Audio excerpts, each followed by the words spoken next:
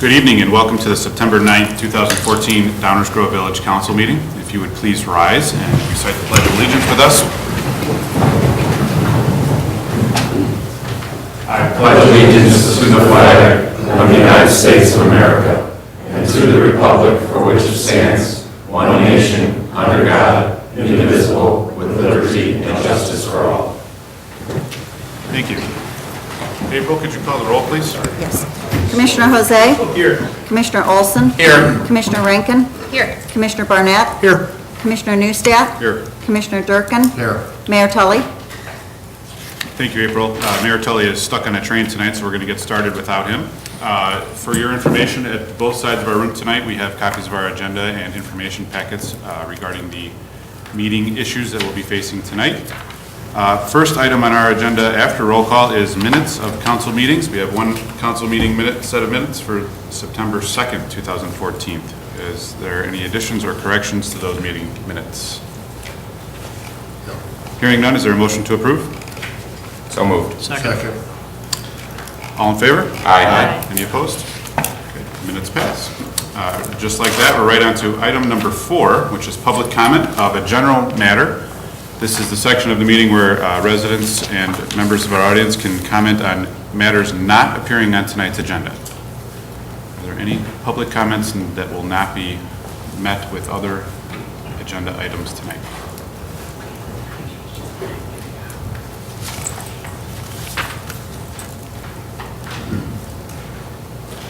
Yes, Mayor's not here, but council, my name is Bob Peterson. I live at 6861 Camden Road, Downers Grove. And I'm here tonight to discuss the matter that I was a little upset with last meeting. That I would like to say that last week's decision on a do-nothing attitude toward, oh, by the way, I'm also the owner of Leibenguth Moving and Storage in Downers Grove that's been here since 1928. And I've personally been there for 44 years. And to me, the do-nothing attitude was not only a setback for me, but a whole lot of others in town that I know for most of my life. I cannot count the number of calls that have come into my office and my home, personally asking, they hope to do the right decision. I've had one person come into my warehouse and actually want to take a picture of the signs, the only sign left in Downers Grove that's painted on the sign of the back side of my building. And just recently, I was honored with Channel 7 Eyewitness News, Frank Matthey, to come out and was put on the 4 o'clock news today. And you probably see that on your computers, laptops, or whatever, to take a look at that. And what bothers me the most is the attitude of one of the councilmen here saying that it's kind of late in the stage of this game, it's a slap in the face to all those that have complied with ordinance. But in my own opinion, it's a bigger slap in the face for all those businesses that face the backside to the railroad that now have to give up business, do away with business, and suffer the consequences by not getting the business that they've had in the past. When the sign ordinance took effect in Downers, it was supposed to be worked on to help the community, help businesses to thrive and grow. But with the sign ordinance the way it is, if I remove the sign from my building, as I told Frank Matthey, I stand to lose anywhere between $40,000 to $60,000 a year, which will trickle down to my family, my home, employees, and cause some great problems. But if I can keep the sign on the back of my building, which I know possibly can be done through the village, that even I talked with Laura Crawford, and in talking with her, she told me that the idea of the sign ordinance was to help beautify the Downers Grove area and work with the businesses and the community in doing so. The railroad provides the back of my building with over 3 million people traveling up and down the rail every year, 12 to 13,000 people a day. And the 94% compliance which basically looks good on paper, but if you don't comply, I stand to lose $750 a day in fines, and because of my sign. And I thought that this was supposed to be the friendly village to work with residents and businesses to stay in town. And if each one of you could stand to lose 10 to 15% of your salaries and remain in the same status that you are today, then you might be able to do so. But for me, on a more personal note, is that when the times were bad over the last 2-3 years, I had to go to the bank and borrow money to stay alive. I'm still paying that money back, but now with the times getting a little bit better, the business is starting to pick up a little bit, and I get shot down. Now what do I have to do? Nobody's going to reimburse me that kind of money, but I still have to pay off the loans to survive. Thank you. Thank you, sir. Thank you for your comments. Thank you for being here. Other questions or comments of a general nature from members of the audience? Good evening. My name's Laurel Bowen, 829 Clyde Drive. Listening to that gentleman speak, I needed to make a comment as well. You've spent 3 different time periods discussing our sign ordinances over and over and over again.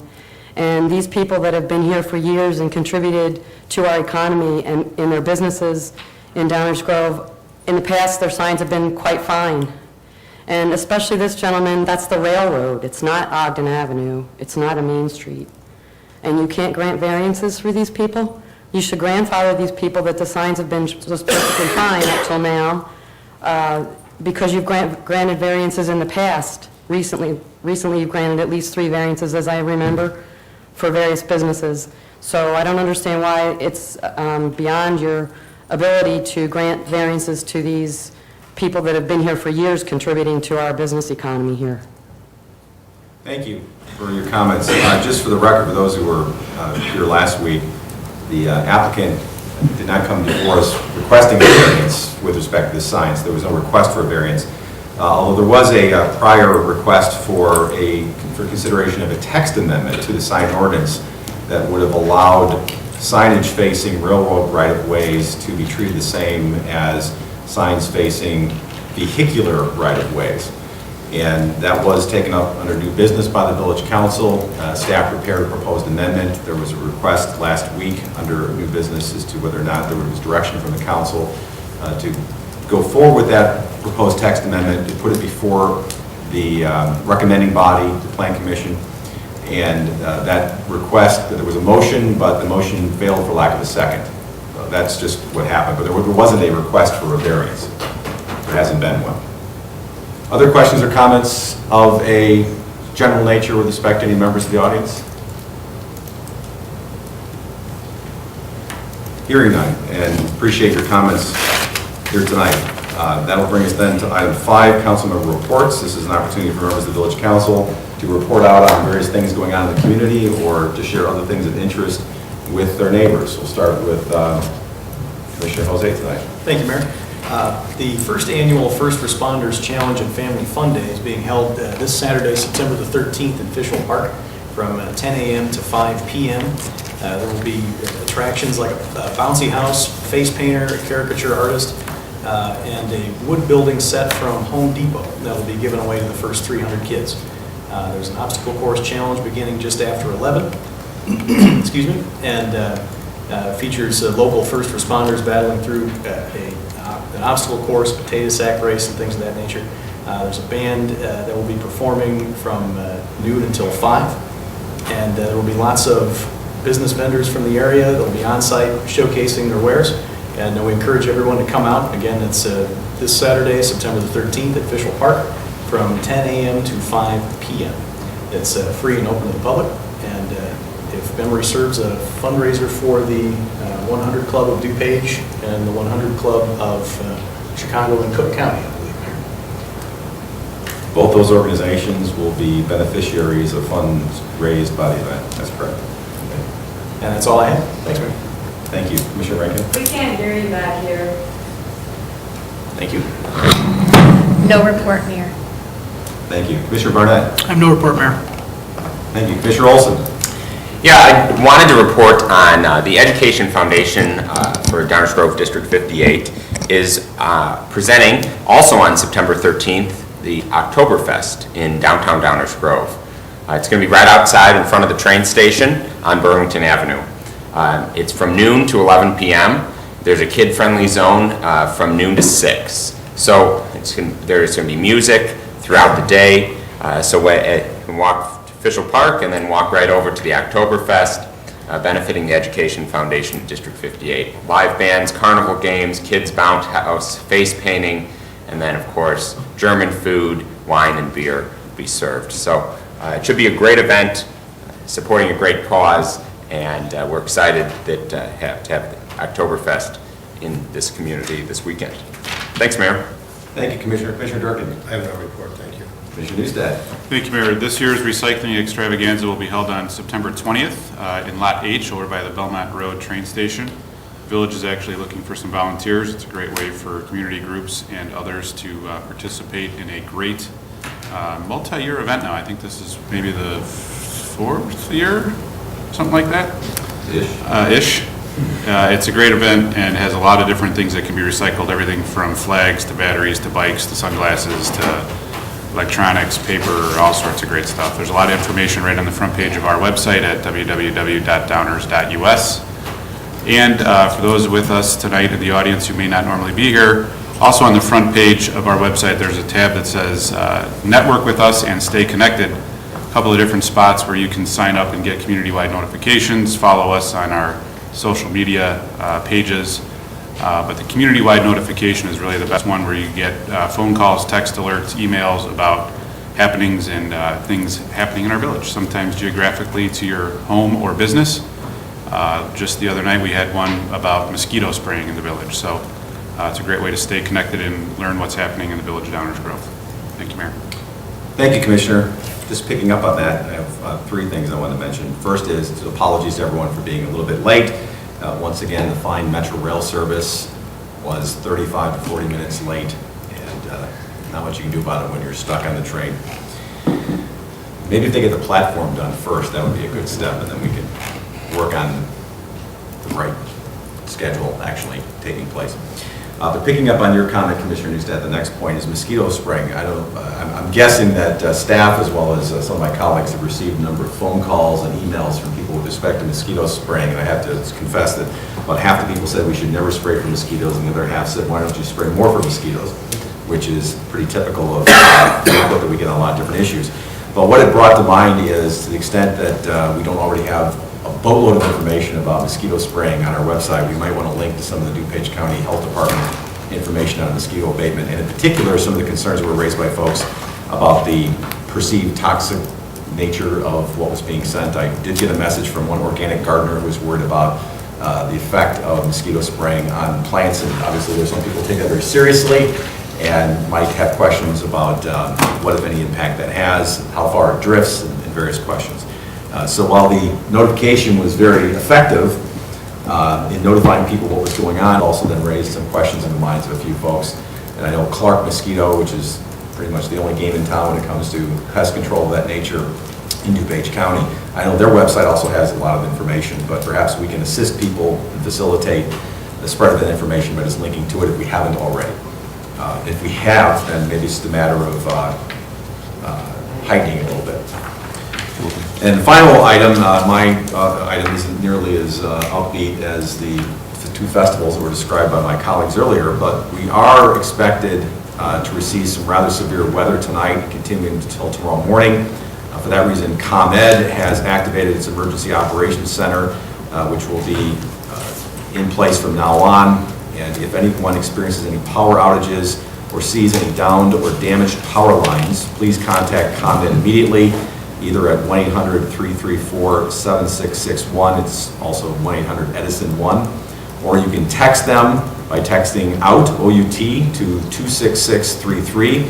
Or you can access ComEd.com. Of course, that assumes you have power to get online. But just wanted to share that with everyone because we are supposed to have some severe weather tonight. Sure. Yeah, and I know we ask our residents this all the time, but because we're supposed to be getting, excuse me, 4 to 6 inches of rain within the next 48 hours, if you could be so kind to clean out the inlets on your streets in front of your homes if you have them. It would be great help because that way the water can flow right in. Thank you. All right, and no worries, if you can't get out to that inlet, just call Commissioner Durkin, it's Yep. 6307. 297-5987. Call me. I got it right. I might just call you. All right, thank you. That ends the reports for tonight. That brings us to item 6 on our agenda, which pertains to public hearings. We do have a public hearing tonight. So I'll begin by calling the public hearing to order. This public hearing has been called by the Village Council to consider the formation of Special Service Area Number 7 and the levying of taxes affecting said area. The approximate street location for the Special Service Area is the Dunham subdivision, located at the southeast corner of Dunham Road and Crystal Avenue. An accurate map of that territory is on file in the office of the village clerk and is available for public inspection. Notice of this hearing was published in the Downers Grove Suburban Life on August 20th, 2014, and a certificate of publication is made part of these proceedings. I would now like to take a moment to summarize the procedures that we will follow for tonight's public hearing. First, Village Manager David Fieldman will provide an overview of the proposed special service area. Next, there will be an opportunity for members of the Village Council to ask any questions or make any comments. Third, there will be an opportunity for members of the public to make any statements or comments or to submit written statements or comments for the record. Then, I will ask once again if any members of the Village Council wish to make any statements or ask any questions regarding the proposed special service area, and thereafter, upon conclusion of that, I will ask for a motion to adjourn. At this hearing, witnesses will not be sworn, and a verbatim written transcript of the statements or testimony at the hearing will not be prepared. However, a recording of the procedures will be made, or actually, a recording of the proceeding will be made on village equipment and retained until minutes of the hearing have been prepared and approved by the Village Council. So with that, we'll start off with item number 1, which is the staff presentation with respect to the proposed special service area number 7 by Village Manager David Fieldman. Thank you, Mayor Tully. I will actually introduce our planning manager, Stan Popovich, to provide some background information. Good evening, Mr. Popovich. Good evening, Mayor and Council. Thank you, Mr. Fieldman. As you know, the public hearing tonight is for the establishment of SSA number 7, the Dunham subdivision. I'll give you a quick recap on the proposed Dunham subdivision. Property is located at the corner of Dunham and Crystal, just north of the intersection of Dunham and Lamont Road. It's a proposed 3-lot subdivision. This is the existing parcel showing the previously wooded site. This is the proposed subdivision improvement with a 2-unit building on the right-hand side, which would be the east side of the property, a 4-unit building in the middle, a 6-unit building to the center left, and then a proposed detention facility at the corner of Dunham and Crystal, which shows up here in the blue area. The proposal is the petitioner is actually establishing a homeowner association for the 12 townhouses on the property, which and the homeowner association will be required to maintain the detention basin and all stormwater pipes that run to the basin as well. The SSA is proposed to be established in the event that the homeowner association fails to maintain the detention basin and all the stormwater items. It is a silent SSA. It would only kick in if the homeowner association fails to maintain the stormwater facilities. On July 8th, the Village Council approved an ordinance proposing the establishment of the SSA. Tonight's the public hearing, and then if there's a 60-day objection period where an ordinance then after that would be presented to council to approve the special service area. If there's any questions, I can answer those for you at this time. Thank you very much. At this point in time, I will then ask for any questions or comments on this item from members of the Village Council. Hearing none, I'll invite any questions or comments from any members of the audience with respect to proposed special service area number 7, which is the Dunham subdivision. No questions or comments from the audience? Any final questions or comments from members of the Village Council? Well, hearing none, I will declare this public hearing adjourned. Thank you. That then brings us to item 7 on our agenda, which is our consent agenda. Do I have a motion to approve the consent agenda as presented? So moved. Second. Are there any questions or comments from any members of the audience with respect to any items on the consent agenda? Hearing none, any questions or comments from members of the Village Council? Have a roll call, please. Commissioner Newstead? Aye. Commissioner Durkin? Commissioner Jose? Aye. Commissioner Olson? Aye. Commissioner Rankin? Commissioner Barnett? Aye. Mayor Tully? Aye, the consent agenda passes unanimously. It brings us to our active agenda. We have 4 items on the active agenda tonight. First one is item 8A as an apple. Do I have a motion to adopt an ordinance annexing 332 to 334 39th Street? So moved. Second. Any questions or comments from members of the audience? Questions or comments from the council? Roll call, please. Commissioner Newstead? Aye. Commissioner Durkin? Aye. Commissioner Jose? Aye. Commissioner Olson? Aye. Commissioner Rankin? Commissioner Barnett? Aye. Mayor Tully? Aye, the matter passes unanimously. Brings us to item 8B as in boy. Do I have a motion to adopt an ordinance rezoning property located at 332, 334 39th Street from R1 Residential Detached House 1 District to R3 Residential Detached House 3 District? So moved. Second. Questions or comments from the audience? Questions or comments from the council? Yeah, roll call, please. Commissioner Durkin? Aye. Commissioner Newstead? Aye. Commissioner Jose? Aye. Commissioner Olson? Aye. Commissioner Rankin? Commissioner Barnett? Aye. Mayor Tully? Aye, the matter passes unanimously as well. Brings us to item 8C as in Charlie. Do I have a motion to adopt an ordinance authorizing a special use to permit the expansion of the veterinary care business at 4945 Forest Avenue? So moved. Second. Any questions or comments on this item from members of the audience? Questions or comments from members of the village council? Hearing none, may I have a roll call, please? Commissioner Newstead? Aye. Commissioner Durkin? Aye. Commissioner Jose? Aye. Commissioner Olson? Aye. Commissioner Rankin? Commissioner Barnett? Aye. Mayor Tully? Aye. The matter also passes unanimously and brings us to item 8D as in David. Do I have a motion to adopt an ordinance amending stop sign provisions on Randall Street? So moved. In stereo. Second. Any questions or comments from members of the audience? Questions or comments from members of the village council? May I have a roll call, please? Commissioner Newstead? Aye. Commissioner Durkin? Aye. Commissioner Jose? Aye. Commissioner Olson? Aye. Commissioner Rankin? Commissioner Barnett? Aye. Mayor Tully? Aye. That matter also passed unanimously and brings us to the end of our active agenda. That would bring us to item 9, our first reading or workshop agenda, which we were going to have in the committee room, but I'm guessing that those tables mean that we're going to have it in here. That's correct. We're going to finish the rest of our agenda and then come back. Yes, sir. Boy, you know, you pick up on these things after 12 years. Thank you. But then we are going to move past item 9, our first reading or our workshop agenda, when we entertain items for presentation discussion only. We're going to finish up the rest of our agenda, and then we're going to just change seats and stay in this area because of the amount of interest that the facilities discussion has generated, which we're very glad to see. So we will then skip forward to the mayor's report, item 10. I have nothing further to add from my earlier report. That brings us to item 11, village manager's report. Mr. Fielding? No report tonight, Mayor. Very good. That brings us to item 12, the village attorney's report. Ms. Petrarca? No report, Mayor. No report either. So that brings us to item 13, council member new business. Do any members of the village council have any items of new business that they would like to raise with the rest of the council? Commissioner Barnett? Thank you, Mayor. Just sort of a beginning heads up, if you will. I have 2 issues that I will be forwarding kind of more thoroughly developed descriptions, if you will, to the manager by the end of the week.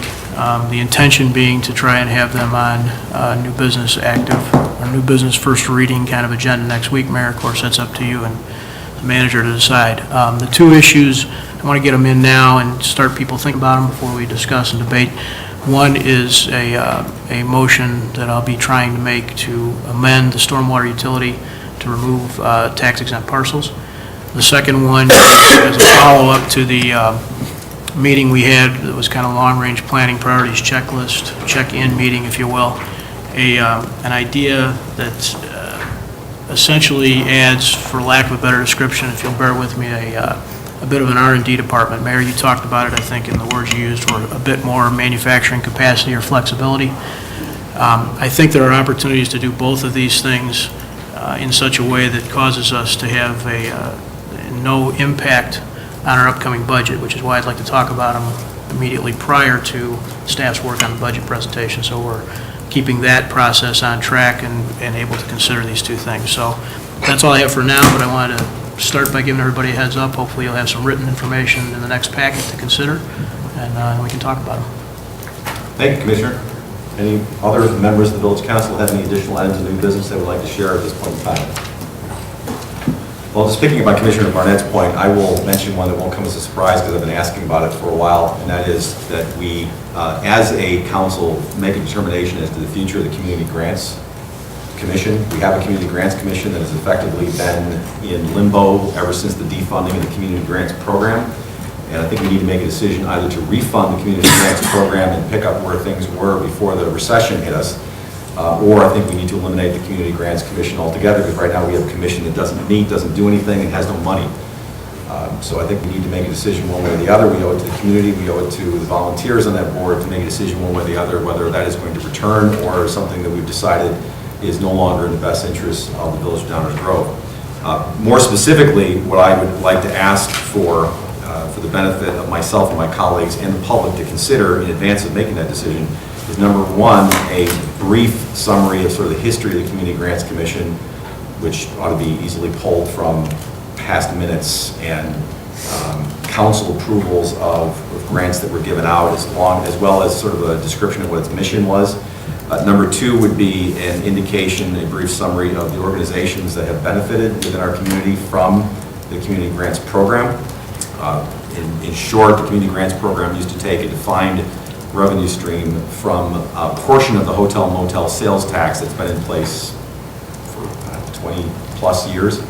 I believe about 8% of that was put into a fund and set aside to be awarded in the form of grants to various local not-for-profit organizations that facilitated or fostered various different arts in the community, whether it's performing arts or other types of art programs in town. For example, there were some performing arts groups that basically lived and died in the existence of that grant. And again, we can decide whether or not that's something that we want to go back to doing or not, but I think we got to make a decision.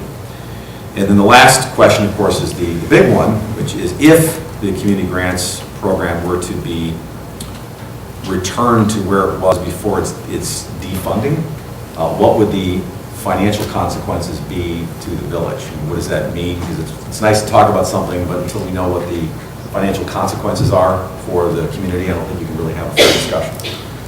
So just obviously it's something I've mentioned more than once over the last couple of years, and I'd like to add that to the list if I can. Mayor, if I may. So would you be open to looking to an alternative source of revenue for that? I mean, if there was a way to not use village dollars, but to raise money for community groups, still accomplishing the same goal? Sure, a fair point. Fair point, and the answer may be at the end of the discussion is that, gee, here's all the things that community grants used to do. All those organizations that used to receive dollars from it have all now found private dollars or sources from other places. That may be what we find out, but that was one of the reasons why I asked for the list of who the beneficiaries have been, and we can look at that list and perform a where are they now analysis, because if they're still here and they're doing well, then that may be the answer. If they're not, then that's something we can consider.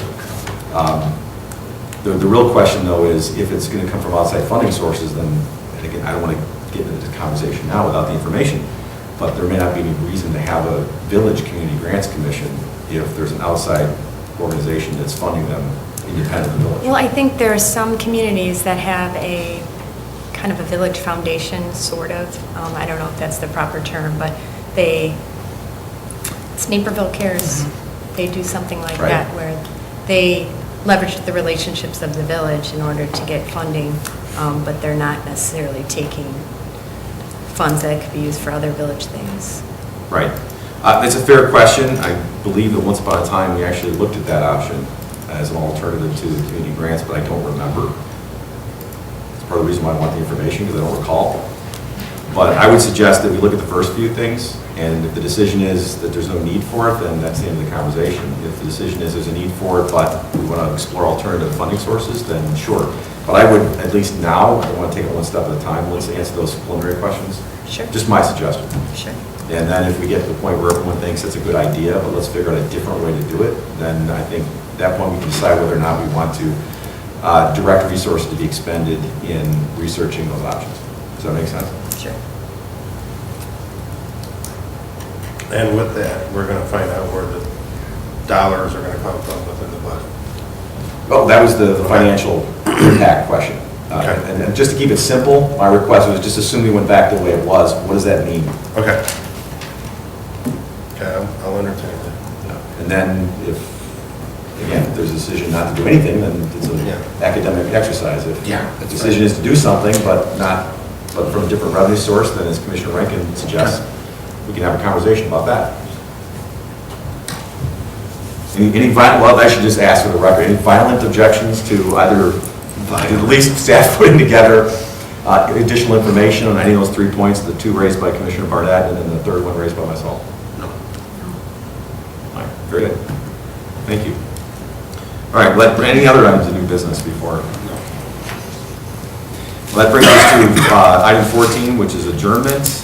We will adjourn for 5 minutes. We'll do a little relocation of people and chairs, and then we will reconvene the meeting. So we will temporarily adjourn for 5 minutes and then be back right here in this room. Thank you.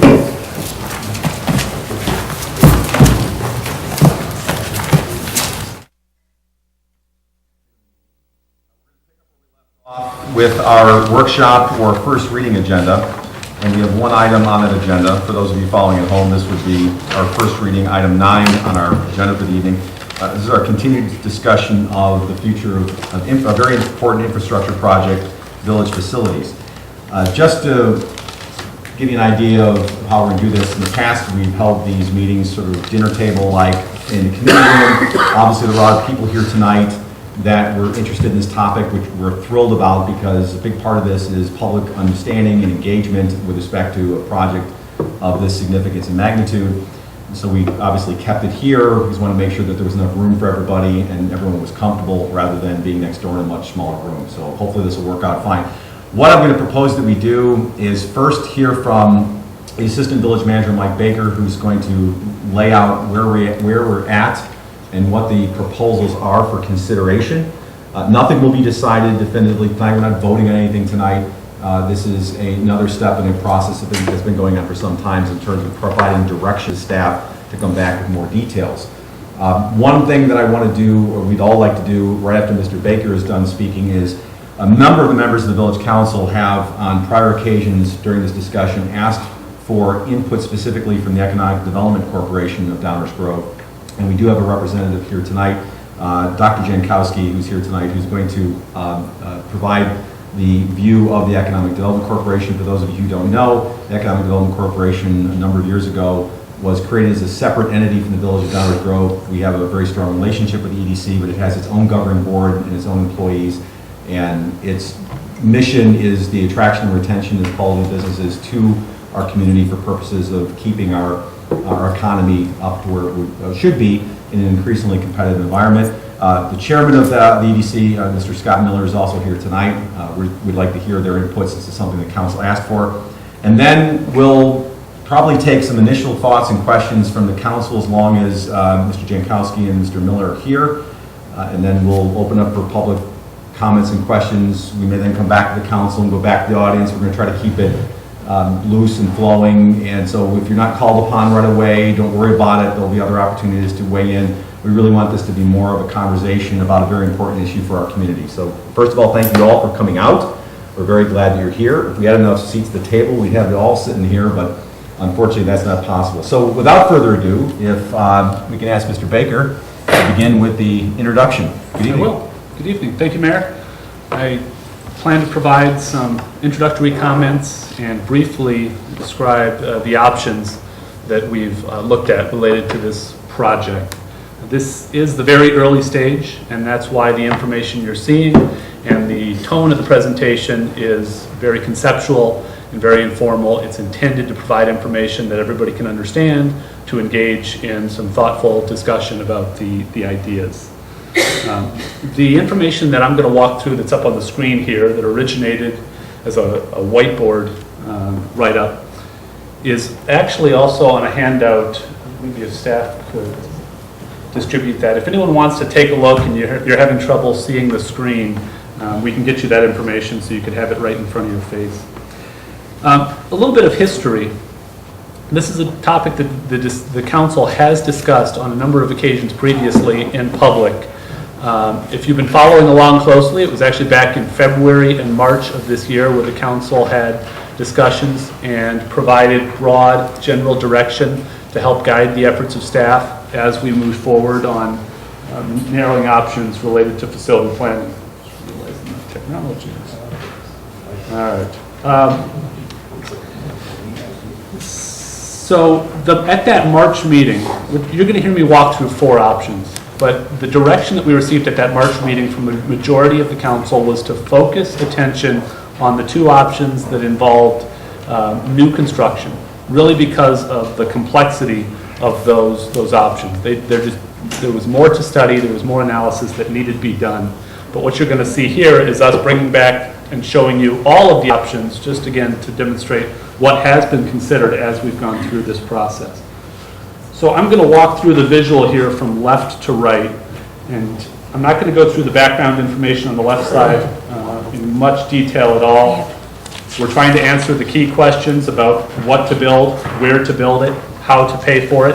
Obviously, the timing now is important as we're moving into the budget process and want to make sure that the fiscal year 15 budget and future year projections reflect the plan and the direction based on that we're given from council.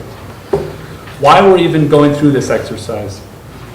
As you can see here, the existing facilities that we have, primarily the police station, which is on this site, and Village Hall, are in need of substantial maintenance and improvement just to keep these buildings functional and operational for years to come.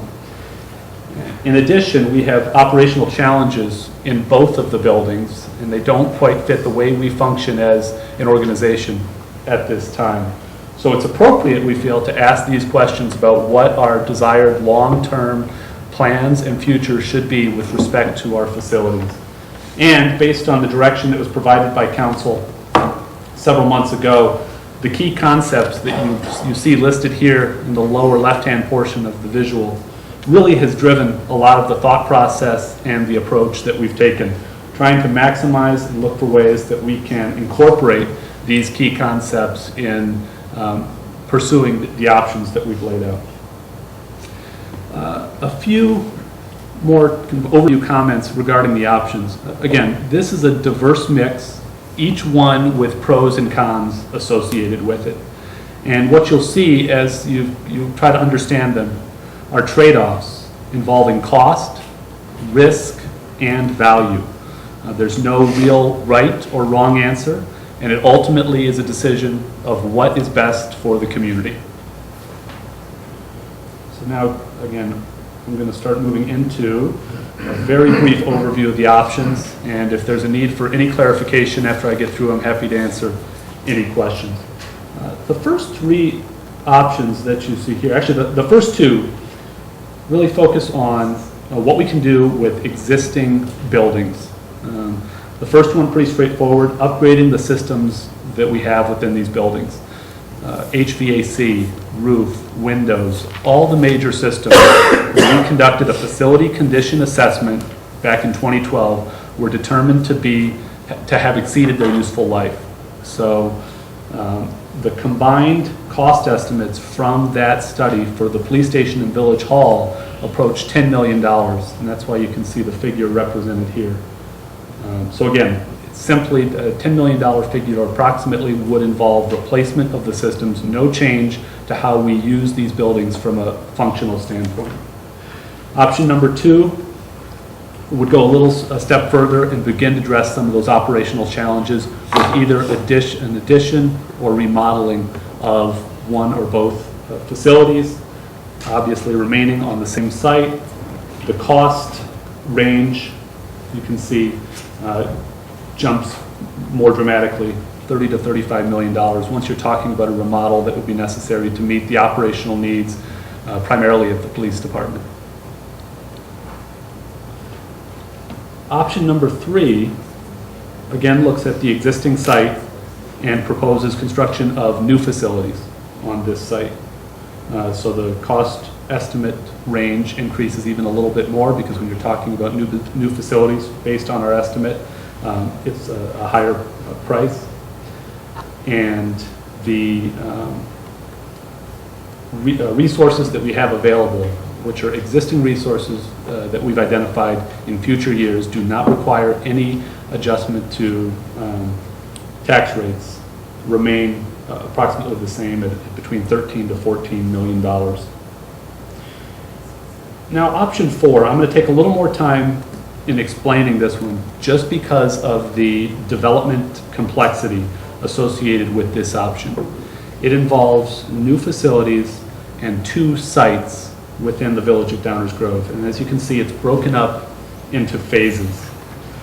The first phase would redevelop the property along Ogden Avenue at Lacey Road. It's approximately a 9.8 acre parcel that's owned by the Aldi Corporation right now. So that would involve acquisition of that property and then working with the developer.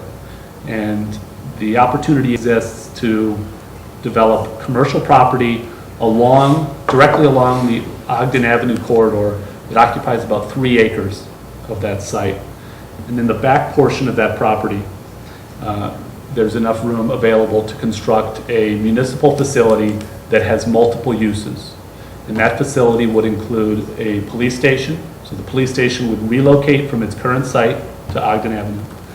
It includes a fleet maintenance facility, which is also on the back portion of the site that we're on right now. So that facility relocates to Ogden Avenue.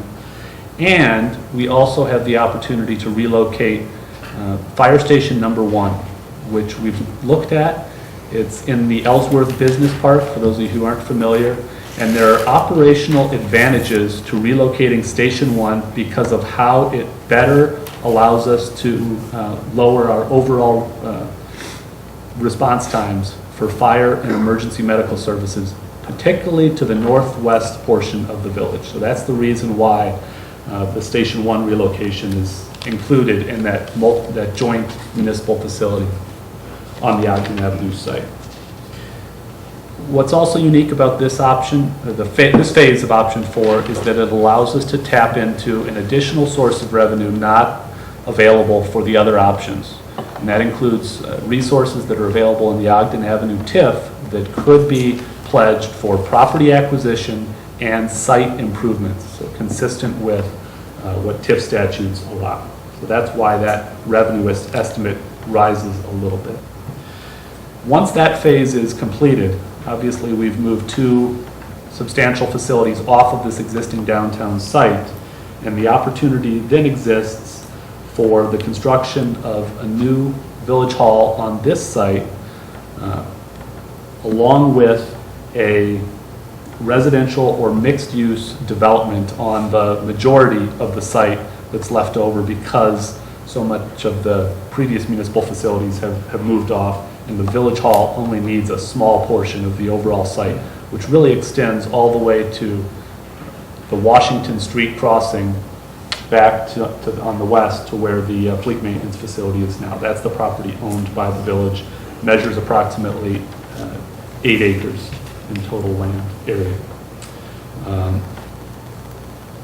That phase of the project has a unique revenue source tied to it as well, in that we could capture the value of this property, the land sale associated with the private redevelopment of the residential and mixed-use project, and property taxes associated with that development could be directed to help fund the village hall construction portion of the project. And that's what you see on the phase 2 revenue estimate of approximately $10 to $12 million. So again, I wanted to take a little bit more time just to walk through that one in some greater detail. Again, a lot of this information, if you haven't seen it already, is available on our website. We've tried over the last several weeks to make this information available to the public, to engage people, encourage comments, questions. You can email any comments or questions to dgfacilities@downers.us, and we're happy to respond to those and make them available to the council as this decision and this process proceeds. If that concludes my presentation, I'm happy to answer any questions.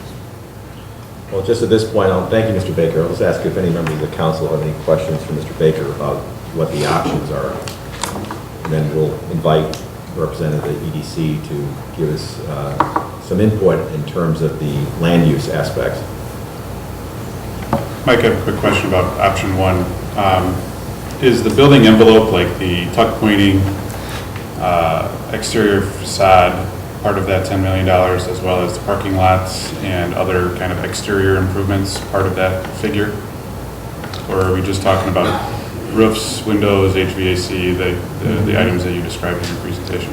All aspects of the building structure were analyzed as part of that facility condition assessment. That's all I have. Thank you. Just following up on option one, simply putting a new HVAC system in, a new roof, things like that, doesn't solve any of the operational challenges the police department faces, right?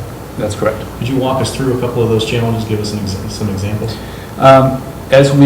One of the, some of the biggest challenges that the police department has with their facility involve things like evidence storage, which right now is spread across multiple evidence storage rooms within that building and even outside that building. And obviously, they're still complying with all aspects of state law and how evidence is processed, but you can imagine it becomes incredibly inefficient when you have evidence across multiple storage rooms. So that's one aspect. Meeting room privacy, I think they would tell you, is another challenge that they have that is an operational need that could not easily be addressed just simply by upgrading and improving the existing systems within that building. By meeting room privacy, you're talking about things like interviewing victims, interviewing witnesses, things like that. That's correct. There's booking room issues, there's, privacy issues when you have basically someone who's under arrest. There's a lot of personal information that gets in that booking room. And I think later on tonight, an operational deficiency is going to be when the roof starts to leak again. Mm-hmm. And there's folks in the detective area and other cubicles and offices that are going to have to get out the buckets and hopefully the tarp holes. I mean, that's not just the police department efficiency, that's our public services, our public works, and our maintenance folks have to then activate and go in there, and that's a big ding on the efficiency of that building. And, it just proves that building, we have been kind of putting off the roof because of this discussion, but it's been leaking for many, many years. And it's just like your roof at home. You either fix it or you move. Or not. I mean, you could tear down your house, build a new one. There's a lot of options you can do at home, but I think that the efficiency of the police department was captured, I think, by Mike's comment right up here. The police department is too small. And that's a hard thing for some people to understand because maybe most of us in this room have never even stepped foot in the police department, but if it's ever needed, if you're ever a victim of a crime and you need to have a private place to go explain to the police officers what happened, it's a hard thing to do in that building because of its size and space, and it's just a tough building in today's world of police service and public service. Any other questions of the council? Mr. Baker. All right, thank you for the presentation. Then at this point, I'd like to invite Dr. Jankowski from the Economic Development Corporation. Good evening. Thank you for being here. Thank you, Mr. Mayor. Maybe you can take a moment to explain what it was that you undertook to do and set the table for what it is you're about to share with us. Okay, first, by way of introduction, Michael Casa wanted to be here tonight and he regrets not being here. I spoke with him today. He's in Michigan with his father who had surgery, very successful surgery. So keep them in your thoughts and prayers. They're doing well. His father is in some discomfort, but he's doing well. For those who may not know, Michael Casa is the executive director of the Economic Development Corporation, and you're a board member.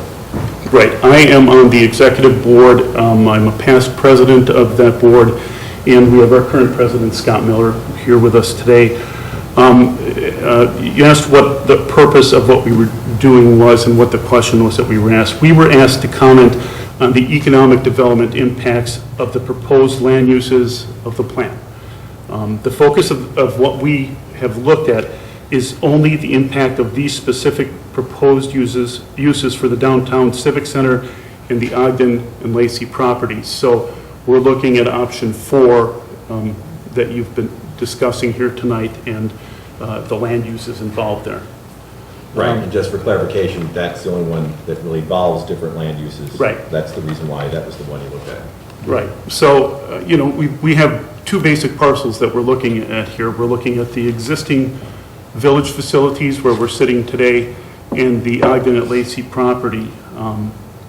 The village currently uses this 9-acre parcel for municipal facilities, and the central issue for us was whether an alternative use for most of the property would unlock economic value for the community. We considered the economic development implications of a multifamily use for most of the site, as was presented by Mr. Baker. And this is what we found. First of all, we believe that upscale, transit-oriented multifamily development is the highest and best use for this property. Residential developers in Chicago are seeking larger downtown multifamily sites that are within close proximity to metro stations. This would be a very hot property for those types of developers. A large multifamily project would increase the population of the downtown and would increase the customer base for downtown restaurants, retailers, and other businesses. Many of these tenants are attracted to the walkability of downtowns, and they would generally increase foot traffic in the downtown and would enhance the downtown economy, and that would generate more sales tax revenue. That's just straightforward economic activity.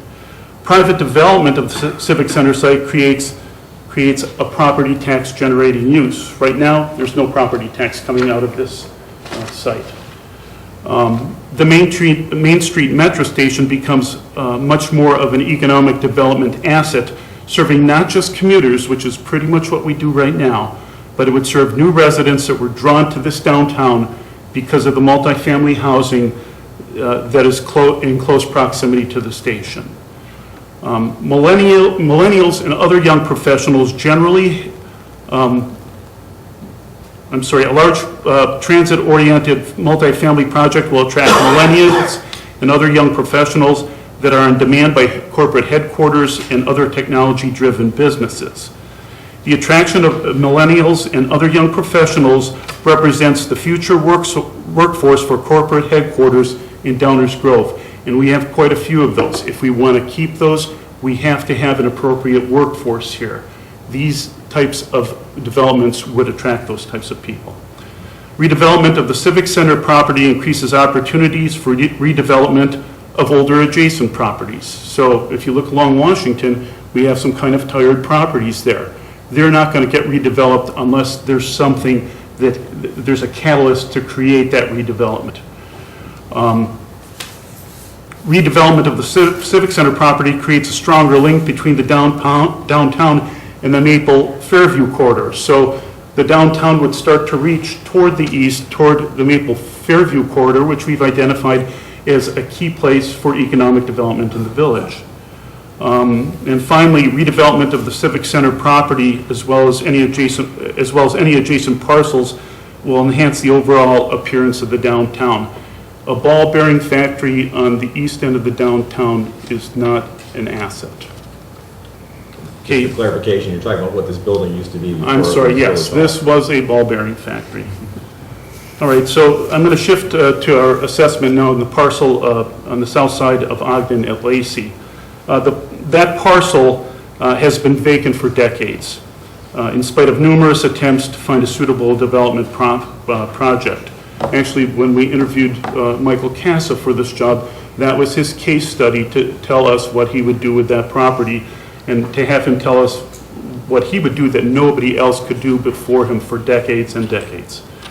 While it would be preferable to attract a large retailer to anchor the commercial center, a commercial center on that site, this does not appear to be likely to us. The central issue is whether a non-commercial use located in the rear of the property would unlock economic value for the community.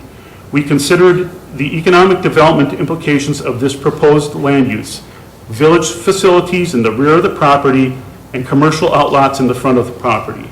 And these are our findings.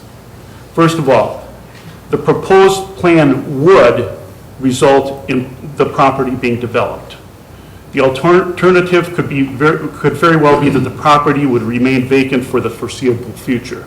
The market has said to us for a long time that as a vacant parcel is its highest value use right now, just a vacant property. New commercial outlots could be created along Ogden Avenue. These outlots could be developed for single-use tenants such as restaurants, multi-tenant buildings, a large tenant that would use the entire commercial property, such as an auto dealership. There are no 3+ acre sites available on Ogden Avenue right now for an auto dealership, so that is a possibility if we split the front section off. It doesn't have to be 3 tenants, it could be 1 tenant, and that could be an auto dealership. We also note that auto dealerships have shrunk. There aren't as many auto dealerships as there were before the 2008 recession, and they're probably not likely to expand anytime soon. The approval and installation of a traffic signal would enhance Ogden and Lacey as a commercial intersection. That's one of the things we've heard. We get a signalized intersection at the site. That always spurs economic development. It's worked at Saratoga. We're seeing development activity there now, and it would work on that part of Ogden Avenue. The development of vacant property on the south side of Ogden at Lacey may create redevelopment opportunities for adjacent parcels, particularly those on the north side of Ogden, and as a result again of the signalized intersection. We think that the development of commercial outlets for restaurants and other tenants can generate sales tax revenue again, which is important to the village. And finally, the proposed plan would become a significant development project for the stretch of Ogden Avenue between Middaugh and Pershing. There is a huge section on that part of Ogden Avenue which is a virtual desert right now for economic development. This would be developed and it would create an anchor.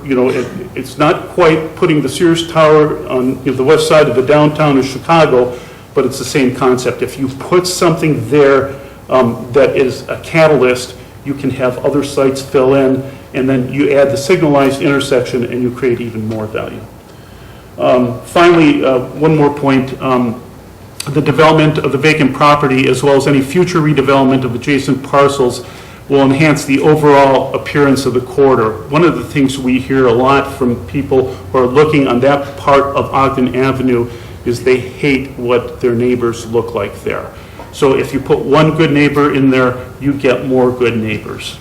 Okay, so just to conclude here, based on our review of economic development impacts of the proposed land uses for the downtown Civic Center parcel and vacant property on the south side of Ogden Avenue at Lacey, we conclude that redevelopment of most of the downtown Civic Center parcel for a transit-oriented multifamily project represents the very highest and best use of this property.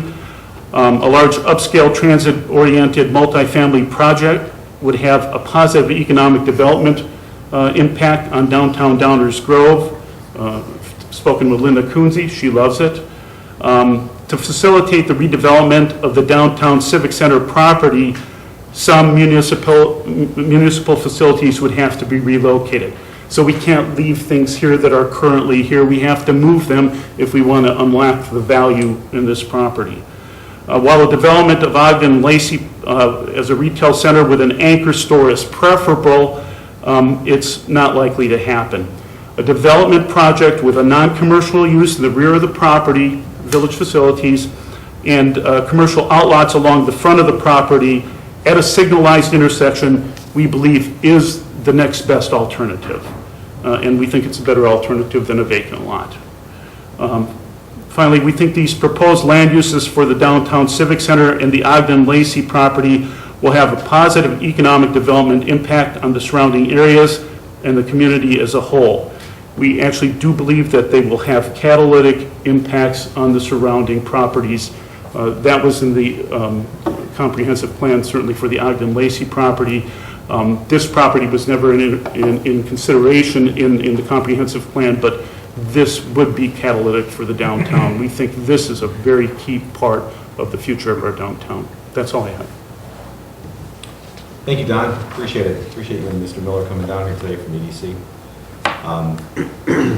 It's helpful input, and I know a number of different commissioners over the course of these discussions have specifically asked to get the opinions of the EDC like we do on many redevelopment opportunities before we make any decisions. I think it's an important asset to have as a source of input and consideration. And as you know, we don't always agree with what boards recommend to us or even the EDC, but it's maybe be irresponsible not to have at least your thoughts on it. So thank you for sharing that. At this point, I'll just ask if any members of the council have any questions or comments of Dr. Jankowski. And I keep calling him Dr. Jankowski. I was going to say Scott could. It's the PhD type, right? Yeah, well, it's Just in case someone it's falls- because of my new retirement role as an adjunct professor, right? Thank you. Questions of Don? Or? Sure. Anything you want to add? Scott is a pretty good real estate guru, if you have questions of him. We have both Don and Scott available for any other questions. The memo was very thorough, so I appreciate that, and you went through it in great detail. So thank you. All right. Thank you, Doctor. Thank you. All right, well, we know you're not going anywhere, in case members of the audience have any questions when we get there, so we appreciate it. Why don't I then open it up for other thoughts, comments from members of the council on the 4 different options that we've been looking at for some time now? Several months? Maybe longer? Commissioner? It's no surprise. I'm, sticking with option 4. We've had this discussion a few times now, and each time we meet, we get a little bit more meat on the bone, and we learn a lot more about the viability of both phases of option 4. Dr. Jankowski's and the EDC's viewpoint and perspective of these projects is very interesting to me, and I think that that Lacey and Ogden parcel has been kind of a wounded soldier out there for us, and we are able to use our talents here and our professionalism at Village Hall to come up with a creative option to basically develop that site. We spoke a little bit about the police department and its inefficient areas and its condition right now. Commissioner Barnett and I were talking earlier today, and I wasn't going to say this, but it'd be interesting if we all came back here later tonight and saw what that building really is like at midnight when the storms come through, or if there's 3 or 4 people that get arrested, or if there's some sort of large issue in town where there's people that need to be in the lobby in a private setting. It just doesn't work. It hasn't worked for a number of years. This council has an opportunity with the timing, with our planning, with our long-range planning, with our financial planning, with all the things we have done leading up to this moment tonight and beyond, to not only fix that, but to help economically spur development both in the downtown and on Ogden Avenue. Those are 2 priorities that we have consistently said are important to not only this council, but previous councils as well. The building we're in now, Mike says police department is too small and Village Hall is too big. How much more responsible is it to say that we need to downsize this building? We have had multiple facility studies. There was one in 2007 when we had almost, 50 or so more staff members just in this building. That's been reduced over the years by many FTEs. We're at a position now where this organization is running very lean, has the right amount of people working here at Village Hall, and to build the right-sized building that is, 21st century building that has the capabilities for mobile workforce, for combined space, shared use, shared everything, mobile workstations, everything we talk about. We kid about, Google and how they use their workspaces at the Google headquarters. Cubicles become little meeting rooms, and they have low file cabinets with, pads on them. It sounds corny, but those are the kind of workspaces that are in today's workplace and make a difference when employees are meeting and brainstorming to come up with great ideas like this facility planning opportunity. Moving the Fleet Fire Station Police Department to Ogden Avenue allows us to bring together a lot of the municipal services that are very important to us. It also allows us to have space potentially for other partnerships with other municipalities, and I think that's something that's very important to me, and I'm glad to see is still part of the key concepts on our facility planning list. As I said, it's no shock to my colleagues. I've been pretty close to option 4. At the beginning, it seemed a little bit more risky, but as we've gone through and had more conversations and more information, more data, it's becoming a little bit more, not a little bit more, it's becoming a lot more easy to say yes to option 4 for me. I'm excited by it. I trust our staff to be able to find the financial options that are right for the project, whether it's use of TIF dollars or other revenues. To see the drug seizure line up there is great. I hope that number actually grows up. Our connection to not only DUMEG, but the DEA and our outstanding officers that participate in those two organizations have been not quite record-breaking like some other communities, but they're on their way. And we have some great guys working in those two areas. So hopefully that number will go up and it brings some of those other numbers down as well as the gap. So I think it's the right thing to do. I'm prepared to go into the budget season with starting to get some real dollars on the table to make these decisions and see the impacts of how the future lays out with our budgeting here in the village. This is a big deal. There's no doubt about it. I'm glad that so many folks joined us tonight. It's great to have eyes and ears and those watching at home as well. We did get a couple of emails from the facilities email list, which is a nice new feature that we have. And it's great to hear from residents and their thoughts. Thank you, Mayor. Thanks. Sean? Yeah, I just, I've been a long supporter of number 4. I think that's the wise decision. It would be great if we could do option 1, but we know it's not a realistic option for us. Because once all is said and done with rehabbing what we have equipment-wise, roofs, so on and so forth, at the end of the day, it still doesn't solve the whole reason we're here talking about the need for new facilities. All it does is, in my opinion, is just extend the the life of an existing structure. And I think this is the time, if we're going to do this, the dollars are cheap. We know where the interest rates are. They're at record low still. So I think, with our ratings and what staff has shared with us on areas that we can fund this, I think it's well worth pursuing and still continuing down the option 4. Not really sure of the makeup of the question or the amount of dialogue you want from each one of us, Mayor. But I still have some concerns regarding our involvement with fleet maintenance. Is this stuff you want to hear from us now, or do you want to just particularly stay with the option that we're interested in? Yeah, I think the purpose of tonight, and correct it quickly if I'm wrong, is that I think we really owe at this point in the game to provide some direction to staff in terms of where efforts should be expended to come back with more granular details, and I suspect that some of the operational stuff would fall in that category. So I sort of see this whole process as an international flight. At one point in time, we were flying over the ocean at 48,000 feet, and now we're getting closer to land. We're starting to come down, and things are becoming more and more in focus. And you can still decide where you want to land in that plane, but you get a better look at the topography and what the weather conditions are before you actually put down the landing gear. So my guess is that that is an operational issue that we might want to address as we get a little closer to the airport. Okay. Yeah, that's fine. I don't have a problem with that. The only question I do have, and Commissioner Neustadt brought it up about the partnering. We all read in the local papers, I believe the Tribune ran an article about District 58 looking for, their use of their facilities and, where we stand staff-wise with going with a partnership, if you want to call it that, with District 58.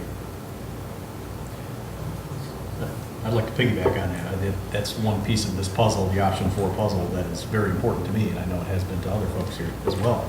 I hope that we're still actively pursuing that. I know staff is, and perhaps it will take a little more activity on our part to get that option really rolling. And I'm perfectly fine taking that. Well, if one other person says that we want to ask staff to pursue that partnership opportunity, then it'll be pursued. With 58, in light of the newspaper articles. Well, sure, that's, I think, the obvious one, for the reason you mentioned. Well, I think there's many others. There are other opportunities. Township, high school, grade school. We talk about cooperation, collaboration, consolidation. This is a prime opportunity to be irresponsible not to study it. And District 58 is the easy one because they clearly are in the process of discussing what to do with their own facilities. And if there could be a partnership between the village and 58 to the benefit of shared constituents, well, that's just common sense. Why wouldn't you do that? It's the same reason we did things like combine the 911 call center with Westmont and save both villages 6 figures every year. That's what creative, innovative leaders and staff do. So I think we have to explore those partnerships. And 58's the obvious one, but obviously I don't think we're limiting it to that. If others present themselves where instead of 4 or 5 different entities all going their own way and trying to solve issues at necessarily a higher cost, through partnerships and collaboration and cooperation, you can solve many problems with one fell swoop. That's necessarily going to be much more efficient and beneficial to all the shared taxpayers. But that's just a partnership. I think that would be something that we would do no matter what. Even if we were doing something here on site, we would still, and even in this building, we've entertained that partnership. So I think that's a constant goal of the village, is to identify and pursue those kinds of partnerships wherever it makes sense. I think it's been noted by more than one person, and previously to tonight, we know that there are other taxing bodies in town that are trying to resolve their own facilities issues, so why wouldn't we work together if we can, if it makes sense? Do we have an update on, I mean, obviously we've been discussing this sort of thing for a while. Is there anything that we could bring out on our end? Yeah, I'm going to take a wild guess and suggest that depending on where we kind of end up here tonight, if those next steps are taken to sort of get the plane down another 10,000 feet to see more detail, then it might be a good direction to make a radio call to District 58 and see whether or not there are some shared possibilities with more detail in terms of what that might be. That'd be my guess. Greg's, following up on Greg's point a little bit, we probably need a little update, but it probably involves. Maybe you gotta talk louder. Sorry, we probably do need a little bit of an update, and it involves likely some more involvement on our behalf as well. Yes, that's exactly what I was saying. And it's been, to this point, a little bit of a chicken and an egg conversation, right? Because we. Chickens. Hey, here we go again. Here we go again. Bad analogy. But if we start to take many more steps forward, we'll have some things to actually talk about. Yes, And agreed. that's a pretty big issue. I think it helps not only us, but staff too. Any dialogues about what might partnerships look like, to this point, would be pretty hard to have in sort of the amorphic form of this conversation. So, I guess I would chime in with the whole concept of, I think that at this stage of the game, to use your flight analogy, we still ought to be pointing ourselves towards 4. That clearly can change. But I think saying so in a little more definitive fashion allows way more development in the details that will cause us to either think we should or shouldn't continue that path, including partnership opportunities. Exactly. Right, exactly. One thing I guess I'd like to add is, as we go forward, I know you mentioned it relative to Sean, but let's start to hear and start to, at the very least put down on paper, if not totally quantify, some of the things we think we might experience operationally that would prove beneficial to us. We heard about response times, but there are response times that are also maintenance, travel times and transit times. There's also PD, handling. There's going to be, ideally with any of these scenarios, there would be substantial improvement in operations that would cause reduced operational costs. There are also the ongoing maintenance. We're talking primarily in this slide about capital investment, whether it be here in these facilities or in some new ones, but we need to have some idea of what those ongoing operational and maintenance costs for this facility look like and what they might look like with a new facility. That's part of the equation also. So I'd like us to continue to move in the forward direction and start to give ourselves some more details about what that might look like. Even if it's not at that point facility design specific, you're going to know some of those things right now. I suspect we could go through top to bottom in our staff and identify the things that are in people's way that would be targets we're trying to remove under whatever set of circumstances we do. And understanding what those mean would be something I'd like us to get a better handle on. Becky? I think, we're all weighing in on the options that are interesting to us, but, the question that I was thinking about tonight was, should we invest significant taxpayer dollars in 2 buildings that we know aren't meeting the village's needs. Village Hall is too big, it's inefficient, it's located on 9 acres of prime real estate downtown Downers Grove.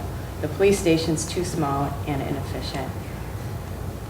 I mean, you think about if your car is failing, it has 150,000 miles, are you gonna put a new engine in it, or are you gonna consider buying a new car? So I think it's important, and we owe it to the taxpayers to really evaluate this option and all of the options ahead of us. But what's the most responsible use of tax dollars? So option one, investing in failing buildings, I think that's a gamble. You know, my husband's grandfather calls gambling, put a hole in the wall and just put money in it. You know, that's kind of what we would be doing. We'd be investing in these buildings. What house does he live in? Yeah, go open up his driveway. Option two, you know, doing a remodel or an addition, it's still going to cost a significant amount of money. Option three, keeping Village Hall and the police station here, that's the most expensive option. And option four, we're having more efficient facilities. We're cleaning up the Ogden and Lacey site, which has been, you know, that's one of the things I hear from a lot of people in town. What's going on with that site? How come no one's buying it? Well, it's a challenging site that, you know, we're having trouble developing. Contaminated. Yeah. We're going to have improved response time, adding commercial development opportunities at Ogden and Lacey. It's the most affordable between option 3 and 4. Like, I'm repeating some of the things that people have said, but I just want to make sure that my thoughts are on the record. A multifamily development at Village Hall site would increase the population in downtown, increase the customer base, added sales tax revenue, all the things that Mr. Jankowski so eloquently shared. So there's just so many opportunities for option 4 that it seems really foolish to not explore it. So that's where my opinion lies, is to pursue option 4. Thank you. Mayor, could I jump in? All yours, David. Thanks. I hate to be the throw a blanket on something of that nature, but I'm going to disagree with some of my colleagues who've spoken previously. I personally believe that option 4 is not the best option. I'm much more inclined to move towards option 1 or possibly a blend between options 1 and 2. I think that, to me, the idea that we need a new Village Hall, a new police station, is something that I know in many conversations with neighbors and friends around town, that is something that I haven't found a lot of support for. And I find that people are interested and certainly want the village to continue to provide excellent services to our residents. And discussing the condition of the facilities, certainly there are upgrades in systems that need to be undertaken. HVAC, roof, windows, as such, the building envelope as Mike presented to us. I appreciate all the work that staff has done on exploring all these options, especially option 4 and how complex that is, and I appreciate the work of the EDC in exploring option 4 and those proposed land uses. And while I agree that I think there are benefits if you were to sell the Village Hall land and construct multifamily, I think there are other opportunities for multifamily development in downtown, as we saw when the redevelopment of the Prospect and Rogers site near downtown.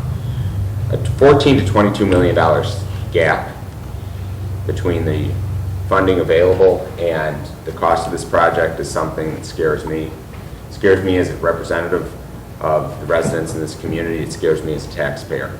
I personally believe that if we're going to go out and bond for that type of money, and thus we'd have to raise taxes or do something to generate revenue to cover those bond payments. I think if that type of revenue were generated I personally think that we should invest more in services that are directly provided to the community rather than these facilities. I think that this comes as no surprise to many of my colleagues. I've been a supporter of option one since I first discussed this. I'm very, I appear to be in the minority on this, but I personally, and as a representative of the people of this community, I just don't see option 4 or option 3 as options that are particularly responsible to the taxpayer. Commissioner Rankin posed a good question of, should we invest taxpayer dollars in buildings which are outdated or have ended, are not fit for purpose in the current environment? I think that's a good question. But to me, that question really gets to the point that fit for purpose in any environment constantly changes. And the way people work is constantly evolving.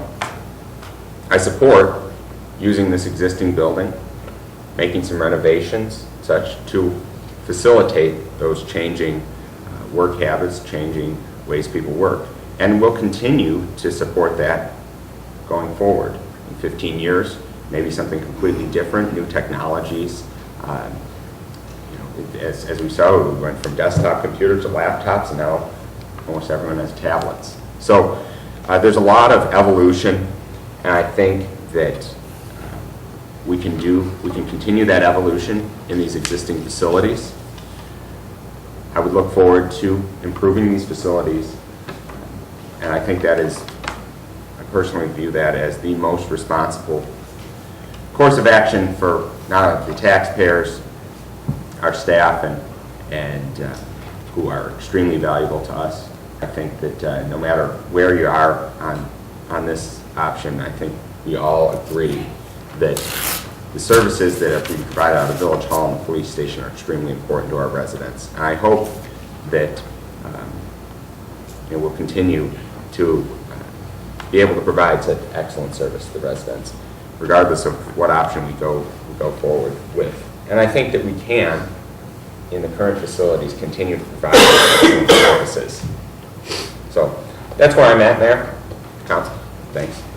Thanks. Can we put the slide back up of, if you had a third one? Go ahead, Greg. Sorry, you didn't really get to say anything last time, did you? No, I'm sorry. Go ahead. You said a lot, he supported 4. Yeah, I do in fact support 4. And partnership. And partnership. Partnership's good. I want to seize on something that Commissioner Olson said, though. I think the term evolution is important. I don't think if we were setting up the Village of Downers Grove from scratch today that we would want a 9.8 acre vacancy on Ogden Avenue. We've tried in bad economic times, we've tried in good economic times to develop that parcel, and it just hasn't happened. We're presented with an opportunity here to not only put village facilities onto that property, but to also get commercial development on that property that is unwilling to go there now. I think that's very important. We also probably wouldn't have fleet services right here in the middle of downtown. We may not have the police department right here in the middle of downtown.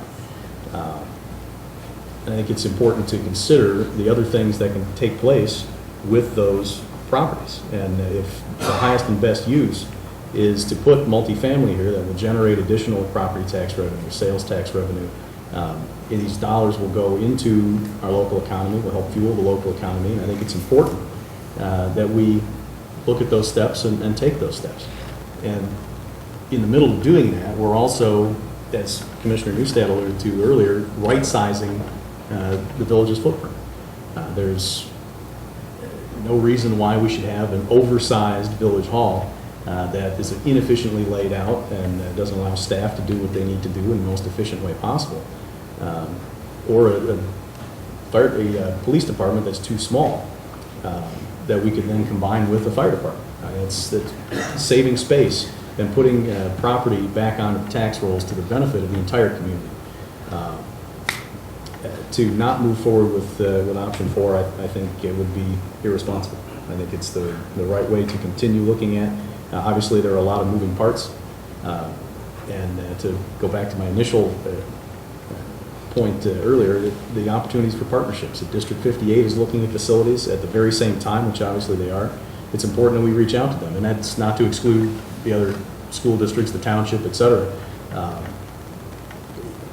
If we're going to be serious about the consolidation of not only government buildings, but government itself, I think we have a responsibility to start here at home, and this is one good way to do it. So I'm enthusiastically in support of option 4. Thanks, Mayor. Thank you. I just want to say, I think it's premature to start talking about what the most responsible or least responsible decision is. We're still flying over the coastline here at 35,000 feet. I don't think we can start to gauge what's responsible and what's irresponsible in the best interest of taxpayers or the least interest of the taxpayers. I think we're not there yet. What would be irresponsible is not to explore every option in front of us, even if those are some pretty difficult things to analyze and with a lot of moving parts. Innovation, creativity, all these things that we talk about all the time, we're presented with an opportunity to really explore one and see what would be most responsible. So that's what I'm interested in. It would be very easy to call this whole project a new village hall, but to do that, that would be an irresponsible label. This is very little to do with Village Hall and much, much more to do with a series of opportunities to solve a number of nagging problems that have challenged this community for decades, and then also to gain some advantages through some creative synergies, innovations, and hopefully partnerships, and to not study those carefully with the full awareness and input of the community, that to me would be irresponsible to the taxpayers. You're absolutely right. I don't think there's a person in this room that would say that if we were building a brand new community out of a cornfield with a railroad track running through it, that you would put 9 acres of fleet maintenance, village hall, ball bearing factory, and a police station right smack dab in the middle of your most desirable area. Nobody would do that. So if an opportunity presents itself to change that, you got to let it out, explore it. Now, whether it ultimately is the best decision or not, that remains to be seen. But we're really talking tonight about whether to further explore that option. Sure, the easy thing to say would be, well, let's just write a check for $10 million and put a Band-Aid on this building and call it a day. We'd all groan and moan about the $10 million, but that would be it. There wouldn't be a whole lot to engage folks on. There wouldn't be a whole lot to analyze. We wouldn't have to work very hard for that. That's an easier choice, no question about it. One thing I don't think I've heard anyone say is do nothing. So there is no option 5, which is do nothing. Something has to happen. So now you start looking at numbers. And where I get really interested in is I'm looking at option 1, and it's $10 million. Okay, what do I get for my $10 million? I think that's what any smart consumer asks. I'm going to go and write a check. I want to know what I get for it. And then I look at option 2 and option 3, and it starts to get really pricey. And I agree that makes me a little nervous. We're all taxpayers in this room. We all represent all the people in Downers Grove, all 7 of us. That's all important to each and every one of us. And I look at option 4, and sure, there's a lot more ink up there and it's more complicated, but we're talking about a gap right now, and again, we're still at 35,000 feet. So this is a very conservative estimate of between 14 and $18 million. And I'm just wondering, gee, well, what if that $10 million over on 1 is closer to 12, and what if that 14 is closer to 13? You really got to look at both of them very carefully, because if you're going to spend that kind of money, you want to make sure you get the most out of it. I know what I'm going to get with $10 million. You're sitting in it. And you know, the parcel remains what it is. The opportunities, Ogden and Lee, remain what they are. It's pretty status quo. The opportunities for partnerships don't go away. There's still opportunities for partnerships, but not in the same way, I think. So the question is, do you put down 10, 12, $14 million, and we haven't even gotten to the issue of how to pay for it. So I also don't think we ought to be talking about raising taxes or anything like that yet. We're not even there. We're not even at that point yet. Clearly, we're trying to figure out how to ways to do this with existing revenue translation, no new taxes. Obviously, everybody's very sensitive to that. And the more, unfortunately, in order to get some more creative financing, you have to get some more creative proposals, and this is why I think we're taking the time to look at some of these things. But if you can put a number not too far off from $10 million that you're going to have to spend anyway. Figure out how to do that with little or no new revenues. And you don't just get a smaller, smarter, modern facility that better serves the community in terms of the village hall, but you really solve your nagging problem of a police station.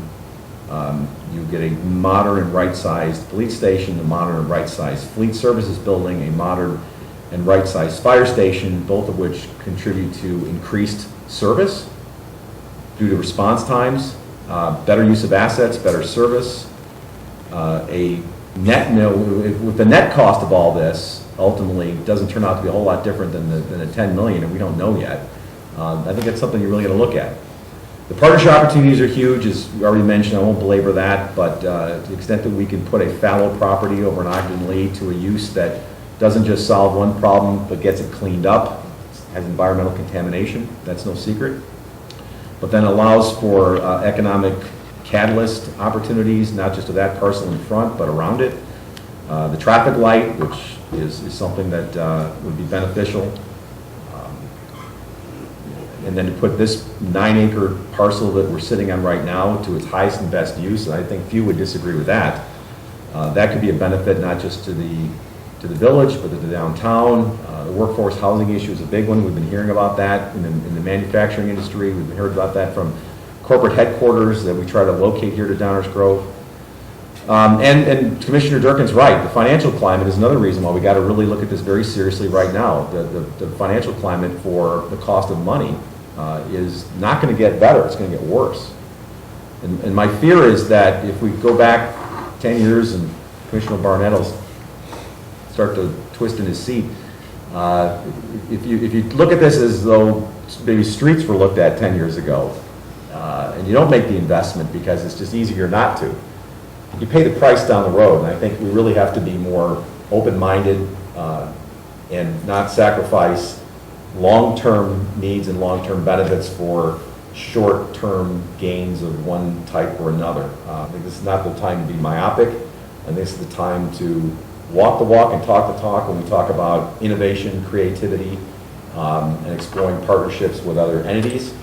We're not making any decisions here tonight, and obviously that's why we want to hear what people have to think.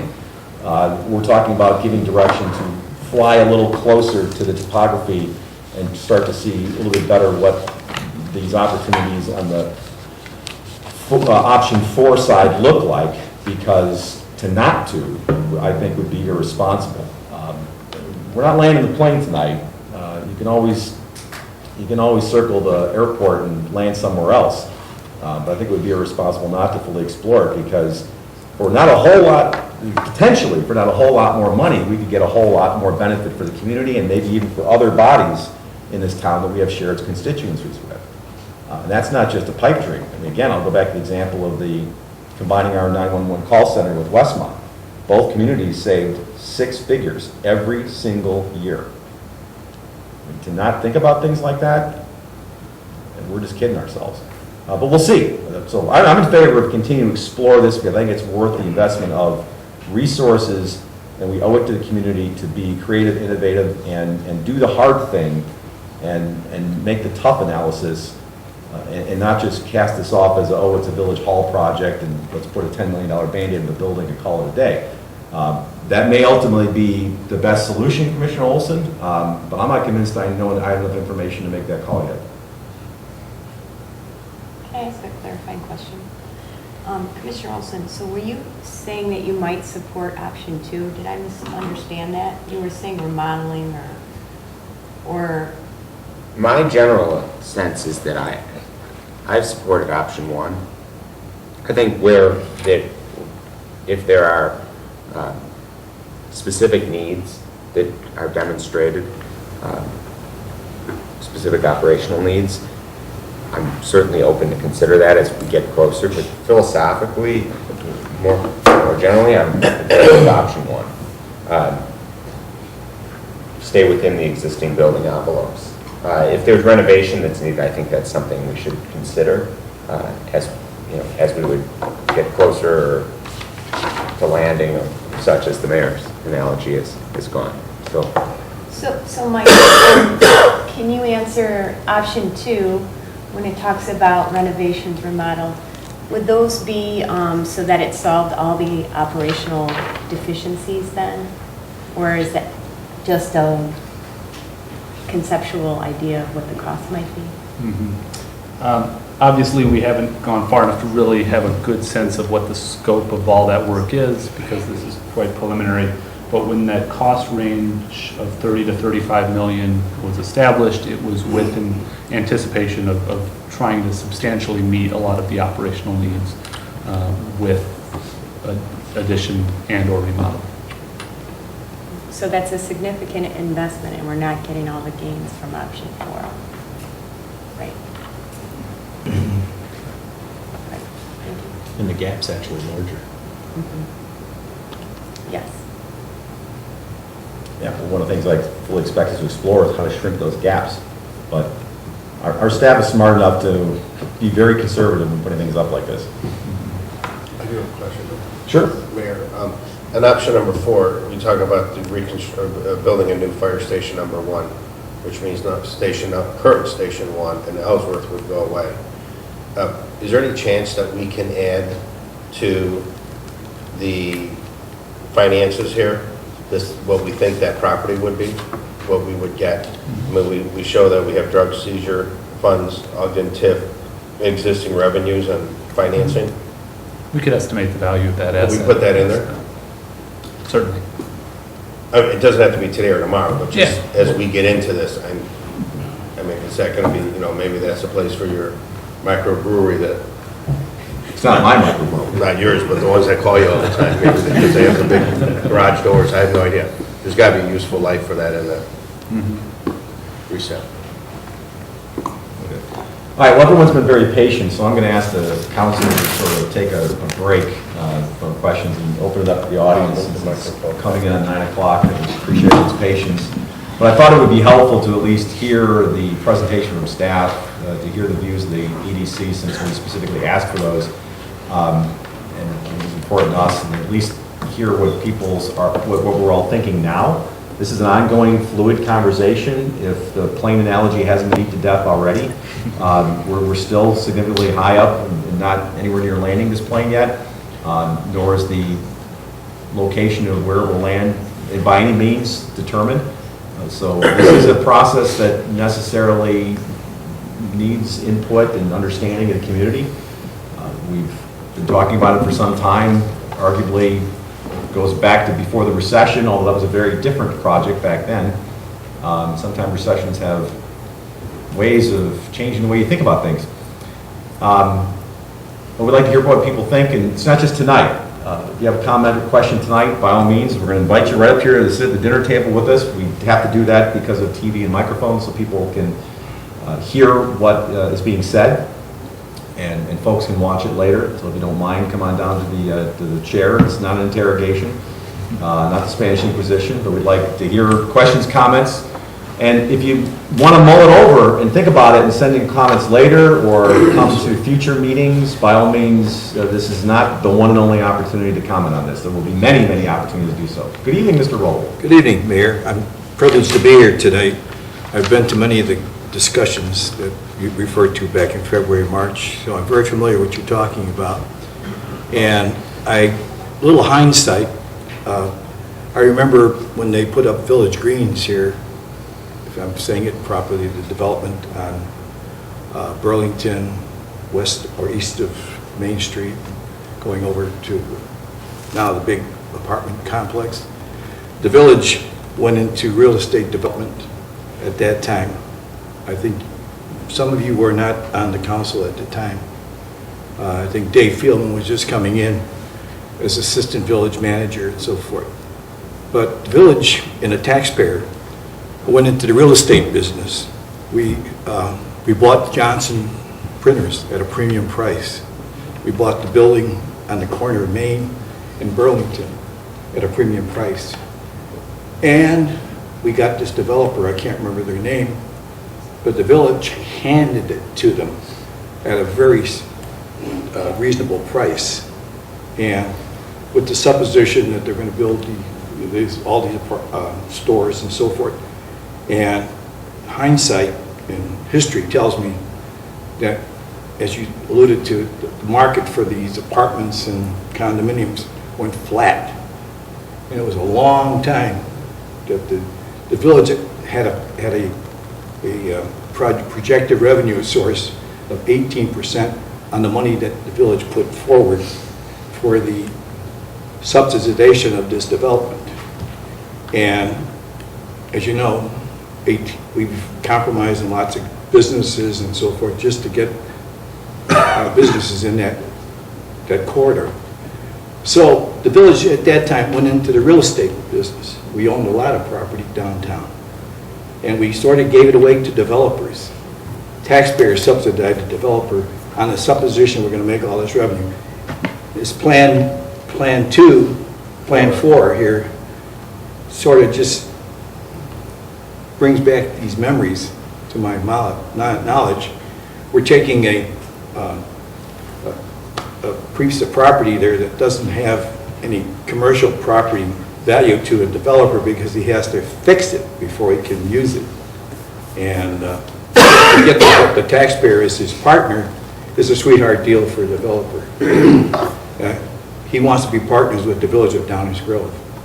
And I would go for that kind of deal too. I'd go into partnership with a taxpayer because the taxpayer has can sell bonds and everything else. No, that's kind of not what happened in here, though. Well, but you're speculating you're going to have to buy this property from Aldi's and so forth and so on, and put all this other stuff. You're in the real estate business, is what I'm saying. The TIF funds have been available to do environmental cleanup for the life since the TIF. You're going back into the how would you call it, the real estate business. This is a government agency, we're not real estate brokers and developers and so forth.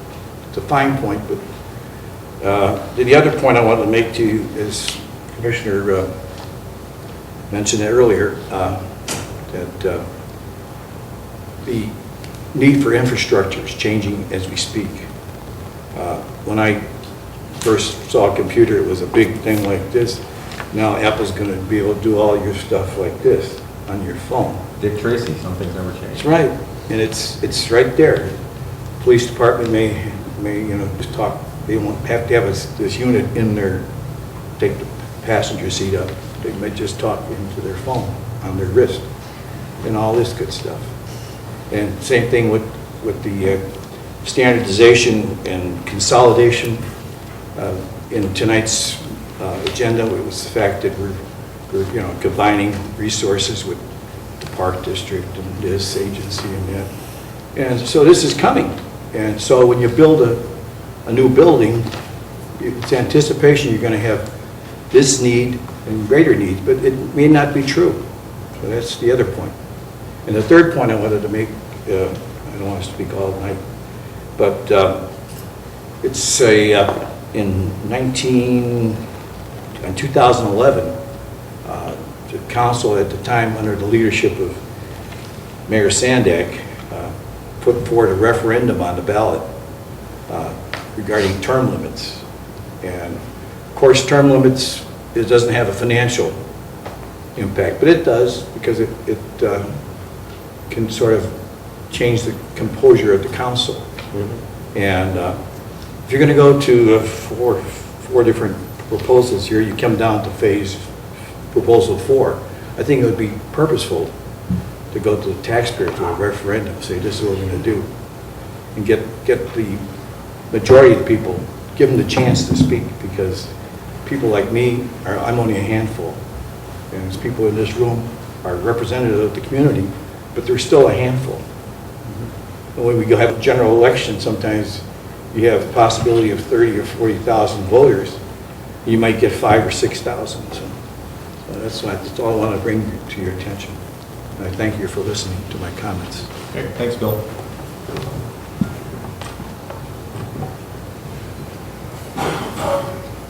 Evening. Hi, I'm Mike Hahn. Welcome.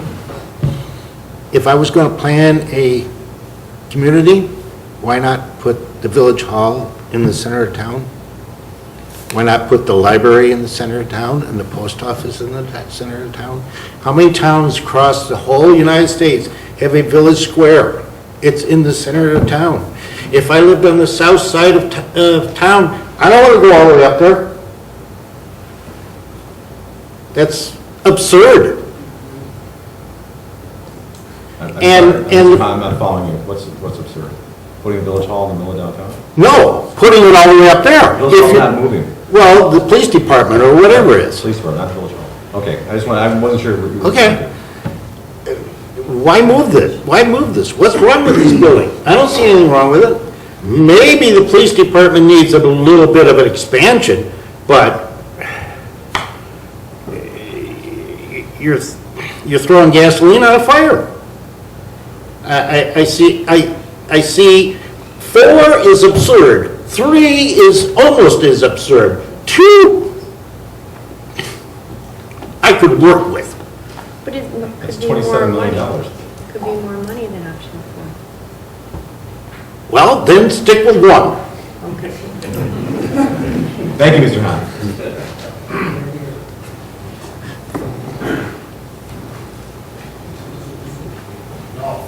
Good evening. Evening, Shane. I just had a few questions, really. Don't have as an impassioned diatribe as the previous speaker. Just real quick, your name? Anthony Chang. So, some of the questions I have is, if we go with option 1, how long will the maintenance of that site, how long will it extend the life? The other thing is, why does option 1 not take into account the drug seizures as a revenue source? Another question I have is, what is the current occupancy rate of multifamily residences in the downtown area with those that exist? How long do they take to get there? And what was initially projected for those to get filled? The next question I have is, what would be the recurring operational costs for each option after the work has been completed? Is there a published market analysis for option number 4? No, not yet. Okay. 35,000 feet.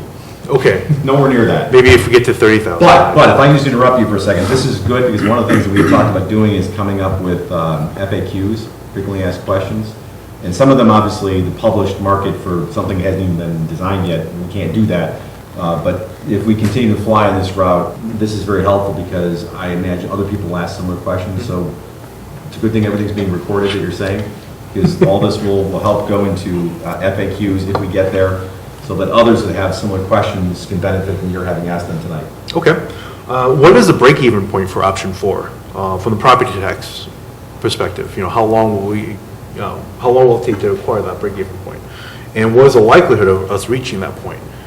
What is the impact if we don't reach those targets? What kind of negative penalties will we have if it takes us 3, 4, 5, 10 years to reach those break-even points?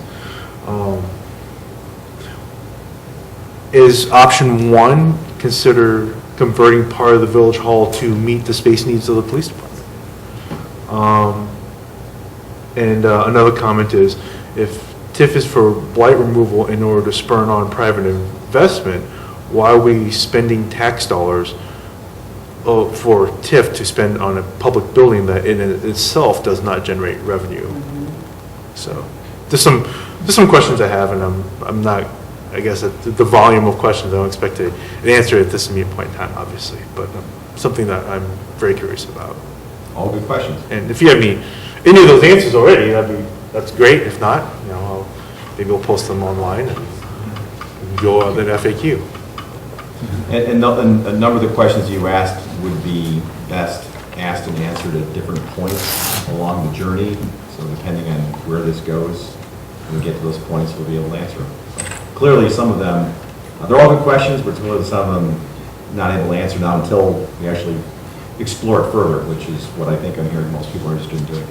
I think we can, though, answer the TIF question, right? And what those dollars would be used for, at least in a broad stroke. And we're talking about acquisition, environmental cleanup,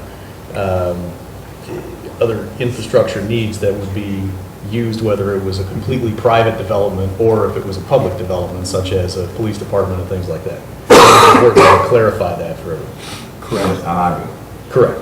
The Ogden, yes. But if we're using, if it was a private development, we wouldn't have to use TIF funds for property acquisition because somebody else would be acquiring the property. But the environmental cleanup would certainly still be there. And that's a substantial cost. It is. But not 8 million. Okay, thank you. Thank you. Good evening. Good evening. My name is Laura Hoyce. I've been a resident of Downers Grove for 29 years, and I really value this community, and I value and agree with the opinions of Commissioner Olson. Option 1 is most desirable to me for many reasons. I know I've talked with people door to door for a long time, and I hear people telling me about how they need to move away because their taxes are getting too high and they don't know how they can stay in their home. These are particularly fixed income seniors that I'm thinking of, but there are many of them in our community. And I hear them as they speak to me, and I'm thinking of them tonight as I see these plans. I also think about what I've observed over the last several years, and I think the first gentleman who spoke had some very good points about how it evolved in Downers Grove, where we grew and real estate developments, big real estate developments went in very quickly, and they were expensive, and I think the taxpayer gave up a lot. I think we did give up a lot to developers. And I see on the east side of Warren Avenue a residential high-rise that never got off the ground. It's still there. I think of the 3-story building next to the parking garage in Downers Grove, which is for retail use and has taken many, many years to fill the spaces. I think some of them may still be vacant, but I'm a member of the chamber, and I spoke with the owner of that building many times, and it just took years to get retail users in there. And I think that the village desires to have the revenue from the retail users, but how long did we wait for that? And how much is there really a need to take this highest and best, this land? Now, another thing I value as a resident is having the police station in the heart of town. I think that's where it should be. And I think if it's a valuable piece of property, we ought to keep it a valuable piece of property for its current use. The police station is small. It does need to be bigger. It does need to be renovated and improved to meet the needs of those that work there, of the people that are served by it, of the community as a whole. But, you know, I look at this building and I think about what happened to our library. The Downers Grove Library was a beautiful place before it was renovated. It didn't need to be renovated. Nobody asked me if it needed to be renovated. The library has its own board. Yes, but it's an example. It's an example, and my point is, Check the library law. this village hall is a nice building, and I don't see the need to tear it down and start over again. I think the taxpayers deserve to be heard on this. I think the taxpayers are taxed to the hilt already, and I think we ought to step back and say, well, perhaps Commissioner Olson is right. Let me ask you, thank you, Laura, I appreciate your comments, but let me ask you a question. Hypothetically speaking, if option 1 and 4 had the same impact on the taxpayer, which one would you guide? 1. Because I don't think 14 is going to go to 13. I think, ask you a hypothetical. But you know, I'm You gotta relating have a to something, hypothetical. but I think 14 is going to go higher than that, and I think that, you know, it's all well and good to talk about existing revenue, but I think that the taxpayers will be impacted by this quite a bit, and I think that they're not ready for it. I'm the town clerk of the Downers Grove Township, and in that role as record keeper, I see all of the assessment appeals coming across my desk, those that are for applications to change the assessment for a particular piece of property more than $100,000 in value. So whether that property is commercial or residential, there are many of them. I think we're getting a record numbers of assessment appeals. Well, what does that mean? Of course that means that people are, you know, they're saying the value of my property has gone down, I'm paying too high in taxes, the improvement isn't worth what it used to be based on comparable sales. So let's look at that. Let's just not look at the current interest rate and say, we got to do this now because interest rates are low. I respectfully disagree with that because the government is printing money at such a fast rate, and we're borrowing money potentially on a foundation that's not sound. And that concerns me. And that's a larger view. Sure. That's a national view, but that's a generalization. that is a generalization, but I That's a fair- don't buy that's a fair into position the for interest rates are low, we ought to do this for this reason. I think we ought to listen to the taxpayer, and I'm talking listening to the taxpayer and what they're telling those folks like me that are on the ground, talking to the people. I love the plane analogy, and it works for me, and I understand what you're saying. I'm just not seeing it from that view. I'm seeing it from the ground. No, we're on the ground with you. Thank you. Thank you, Laura. And I'll talk to you about my assessment a little bit later. Mr. Mayor? How are you? Fine, how are you, sir? I'd like to expound a little bit on what Laura just indicated, that increasing the taxes on the elderly senior citizens is a hard concept. But it's also burdensome on young families who are struggling financially. And I want to echo the sentiments expressed by Honorable Commissioner David Olson. I ran for commissioner of this village in 2009. I knocked on many doors in this village. And there was this move afoot within the village to build a brand-new police station and village hall. And over 95% of the people that I encountered in my door-knocking activities were totally against that concept. They did not want a brand-new village hall. They did not want a brand-new police station. And I would estimate I encountered a few hundred people. And to provide a percentage of over 95% of the folks being totally against that concept is astonishing. So I would like for you to take that in consideration before voting to expend village funds for the brand-new erection of a police station and village hall. And I want to make this very succinct, so I guess I'll end it right here. Thank you. We're obviously taking everyone's views into consideration. It's why we're holding this and many other meetings and providing lots of opportunities, including some brand new ones, specifically on this issue so we can get as much input as possible because obviously it is a community decision. Good evening. Good evening. I don't know where to start. My name's Laurel Bowen. I was really disappointed in this presentation tonight. I know you folks have been talking about it for a long time, and I've taken the tour of the village hall when we had it years ago, and the the police department. And I just wonder, you're a banker, so you want the money to be lent to the village for the interest, and I don't see any realtors that are here, and we're not in the real estate business. The building that's across from the Tivoli, we practically gave that property away to that property, and that was supposed to be high-end retail, and look at all the lawsuits that came out of that. We have an insurance company there, that's not sales tax income. The building that went in Burlington at 945, which is what was discussed by Bill Roble, that is an exercise studio there. That's not a lot of sales tax income. They built it with wood. They've already replaced some of the balconies there, and that's a pretty high price place. We've got a lot of empty property. Are we playing Monopoly here? Because there's lots of empty properties we could fill if that's what the focus is on. The empty lot on Ogden, that we want to find something to go there instead of trying to sell it to a private owner. And we want to fill it in with something instead of trying to find a way to make this village hall work. Michael, you didn't explain what the organizational and how did you word it?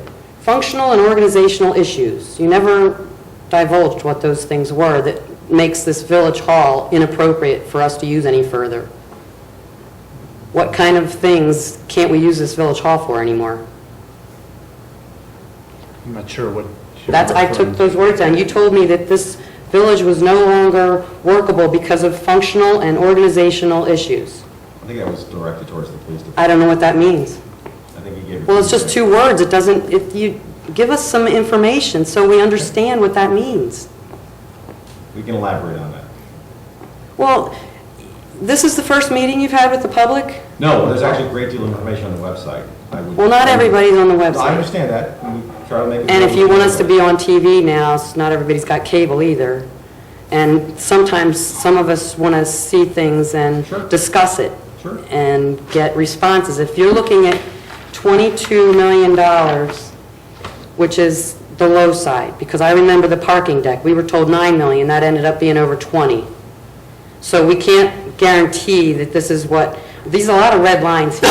And there's many residents in the village that are taxpayers. We've been taxed enough already. And we can't accept the reasoning that, well, the police station's too small because there's too many people arrested in the middle of the night, or we don't have any place to talk. There's little rooms over there that you can talk with the police officers, or you can talk with them in your house or out in the street by the car. And there's I was referring when there's multiple people who are arrested in the booking room and private information like social security numbers, addresses, phone numbers are divulged, and there's a prisoner sitting here and a prisoner sitting here. Would you like to share your information with another person? Well, that's up to under them to organize that That's the problem setup we over have. there. It's an operational efficiency. So therefore, we need to build a new police department. It's one of many examples I think of your why that question building was, isn't used. what was an example of an operational issue? That's just one. Which I think goes to one earlier. The reasons don't seem to lead to spending at least $22 million to build new buildings on another site, and then we're dealing with environmental cleanup because we had Public Works Department here, now Public Works is way over there, and where's Firehouse 1? Ellsworth Industrial Park. So now we're going to move we're going to build another firehouse. Wow, another trophy. So what happens when those don't work? Then we're going to come along 15 years and decide those aren't working, we got to build them somewhere else. Why can't we figure out a way? Every time I'm here in this village hall, a police officer walks through the front door and walks out, another one walks out. They're always over here. So why can't we make use of the space that's too much over here for the policemen that don't have enough space over there? Just a thought. And we've got all this area here that Public Works used to use. So why can't we use that for some of the storage space that the police department needs for all their fine items that they've confiscated? So buy a storage locker and put it in. I thought you said we don't have enough storage space for confiscated items or stolen goods or whatever the heck we're putting on the website because we no longer have auctions to sell the things that aren't claimed. The red lines, I don't trust what you guys are doing, and we've got stormwater up on Ogden Avenue, we've got stormwater in the police department basement. We don't have storm sewers or water up on Ogden, do we? If we put it up there? So we're going to have to put a whole new infrastructure So I don't think these numbers are right, and I don't trust it. And I think we need to go to referendum if you're going to do any of these big capital projects, because you really need to provide the public that are going to be funding all this with the information they need to make the decision, because this is not just up to 7 people to decide these huge, big building projects. And I'm sure, can we guarantee it will be built with non-union labor? Because it's a government project. Thank you for your comments, Laurel. Other questions, comments, please? Good evening. Good evening. Mr. Mayor, Council, thank you for the opportunity to talk. My name's Andrew Peloso. I live at 4938 Stanley. I'm a newish resident to the village, moved here with my wife in 2011, so I very much appreciate the opportunity to be able to participate in the process and meet folks who have been here for a long time and have such strong institutional knowledge about the village. I'll start off by saying, first and foremost, that I appreciate the fact that the village is taking time to work through a lot of really complicated issues, looking at issues of infrastructure, looking at issues of consolidation, of managing taxpayer dollars. I'm not going to make any statements about at this point as to whether any of these proposals are good, bad, whatever. There's clearly a lot of information that is needed, and I think a lot of the other folks that have talked today have drilled into some of those points. Because it is a very complicated issue, and you guys sitting on this side of the table have access to more information. You understand some of the organizational and the operational issues and the challenges that are associated with not only these buildings, but the infrastructure and the support that these buildings are providing to the community. There are a lot of challenges and issues about what is the community going to look like if you do one option versus another. I definitely have a level of cynicism myself about, this area has a high value for redevelopment and real estate. I live right across from that development that was just recently rezoned on Rogers. Not a teaspoonful of dirt has been moved on that site. And, I'm paying a lot of taxes. I'm coming from a community where I didn't pay a lot of taxes, and I'm paying a lot right now. And so I worry about stuff like that. And I worry where some of these things sound really good right now, and we're going to take chances. We're going to take chances too by leaving buildings the way they are. We're going to take chances by moving buildings. So a lot of the decisions that this group is going to face and that the citizens are going to face of the village are, how do we do that? And I think one of the things that I really want to ask for is that we get as much of this information out as possible. And that there may have to be, and it may be a good idea to do public forums where there are folks who don't have access to the web or don't use that, so they can understand what some of these issues really are. Because I really feel like I'm semi-informed, and I don't totally understand all of those things. One of the things that came up tonight are the environmental challenges on the Ogden and Lacey site. I'd like to know a lot more about that. That's the business that I'm in. I'm in environmental consulting, and when you guys said that, my little dollar sign thing went right up, because environmental challenges, well, what are they? It's a groundwater contamination. I'm guessing that site has got stormwater issues. The topography of that site is going to be challenging. There's going to be a lot of cut and fill associated with that. It's got wetlands on it too. It's got wetlands, which means there's going to be restrictions and constrictions on the site in your ability to be able to use it. One of the reasons why it hasn't been developed. Right. So I think that all of us, it would be useful for all of us to know what you know right now and how that's going to potentially affect your ability to be able to do those things. To stop you there on that point, the status of that parcel is well known. I won't pull a report out right now, but that information we do have. Okay, that would be good as you guys pretty are well quantified, because there have been multiple attempts to redevelop that parcel, and that information had to be delved into as part of that process. That information now has a shelf life on it too, though. Agreed. You just took the words out of my mouth. It may need to be updated. But it may need to be updated. There may be additional costs. Things move around, so. Yes, they do. It's amazing what you find in the ground once you start digging a hole. Yeah, and that right off the bat kind of concerns me and scares me a little bit as you guys are analyzing and looking at costs. And so every day that you do all these things, costs change. The cost of money, the cost of doing things on the site, the cost of renovating this building. I mean, I've been sitting here and listening to a lot of commentary, and it's good commentary. But I can see water leaks, I can see issues that are in this building, and I know the challenges that are going to be associated with it. So my simple statement on this is that whatever information that the village has that's available right now to characterize that site, put that out. Whatever information you guys are looking at to quantify, to understand, renovate these buildings, go to another site, put that information out as well. And I am 100% in support of, ultimately, this should come to a voter referendum. That let an informed populace of the village make that final decision, because we will be the ones who will bear the financial responsibilities and the logistic responsibilities associated with it for now, and hopefully for me, when I have a couple of decades worth of time on my residency card. And I apologize that I did not dress appropriately for the occasion. So, thank you very much for your time. Thank you. You were complaining it wasn't a Superman shirt. Thank you. Good evening. Good evening, Mayor and Council. Tom McCrenn, 545 Chicago Avenue.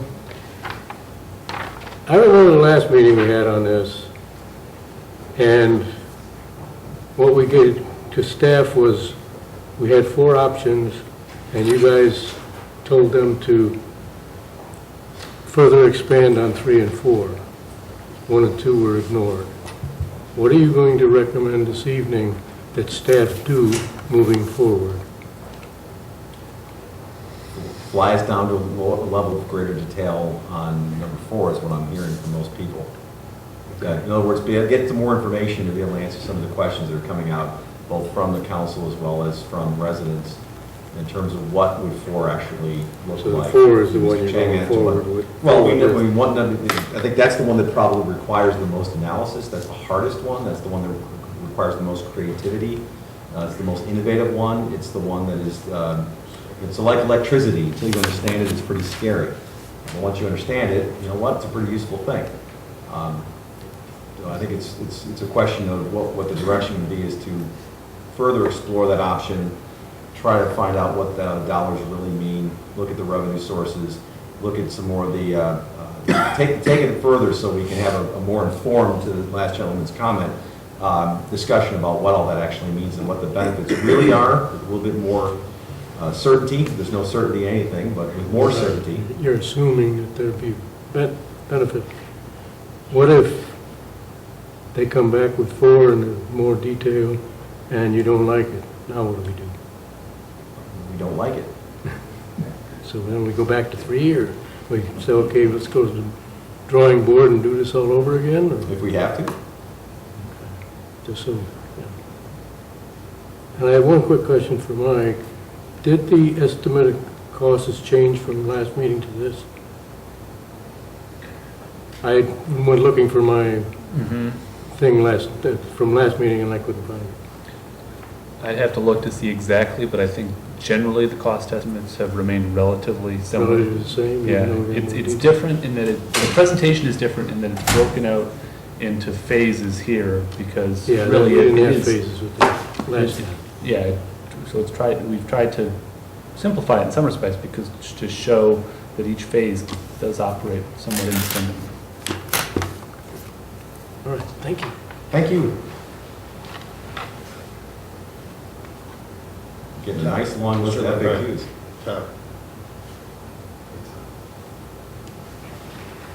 Other questions or comments at this point in time? If everyone want to take a breather, I'll open it up for any other questions or comments from the council. People think about things they want to ask in the meantime. Again, we're nowhere near the airport, folks, so there's plenty of opportunities for questions or comments on this topic. David?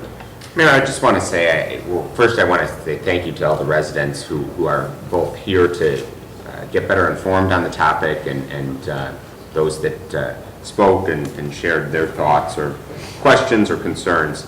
I think that's very important, and I'm pleased to see that the outreach that the village did to encourage residents to attend seems to have worked, and I know myself and some of my colleagues did outreach to our respective communities and neighbors, encourage them to attend as well, and I'm pleased to see that a number of people did take us up on that. So thank you to all of you. Wanted to comment on a couple of things that were mentioned over the past, however long we've been taking some public comment. First was that I wanted to discuss slightly was this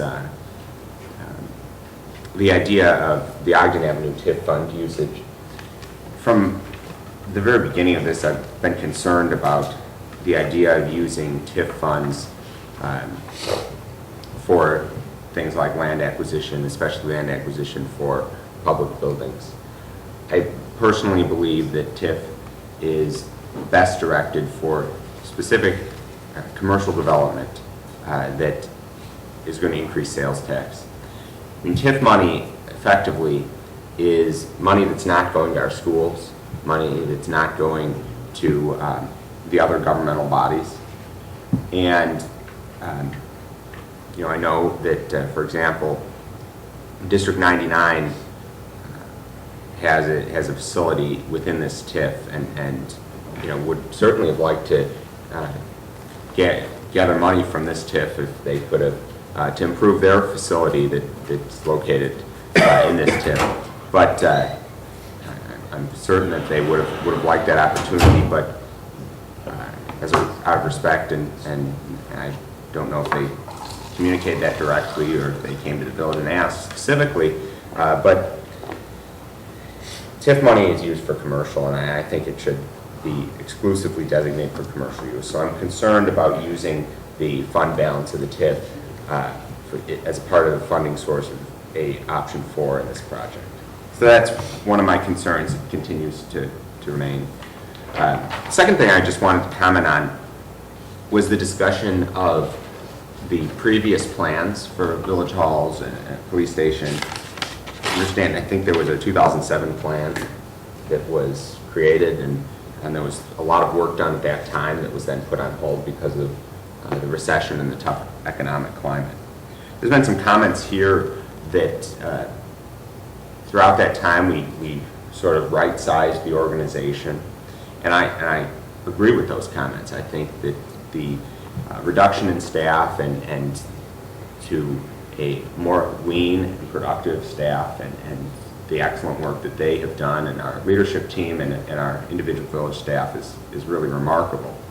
But what I'm reminded of, and thinking back to the last long-range planning meeting, I know there's been suggestions, by at least some on this council, that perhaps we should increase staff, or perhaps we should be able to do more projects, and perhaps that will require more people. Maybe not next year, but 10 years down the line.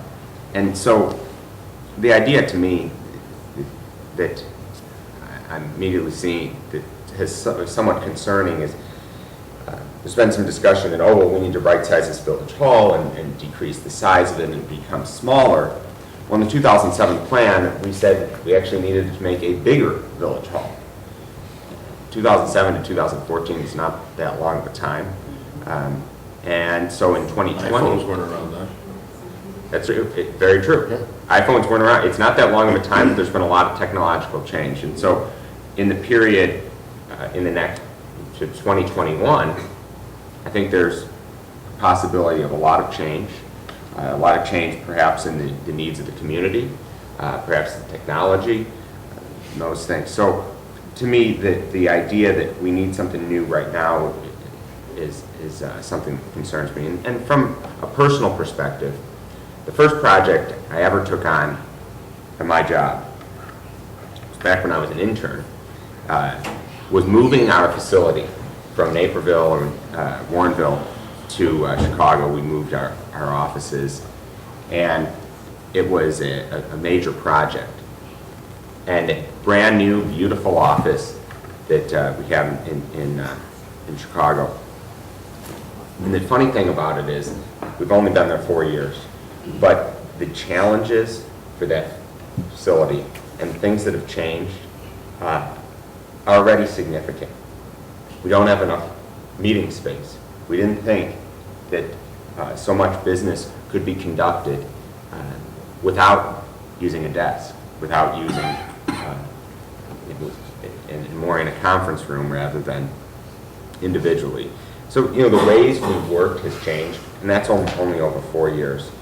So, from my perspective, I think that all that says to me that continuing to utilize the resources and facilities and the assets that we have currently speaks to me, given those experiences. Final point I wanted to address is the point of referendum.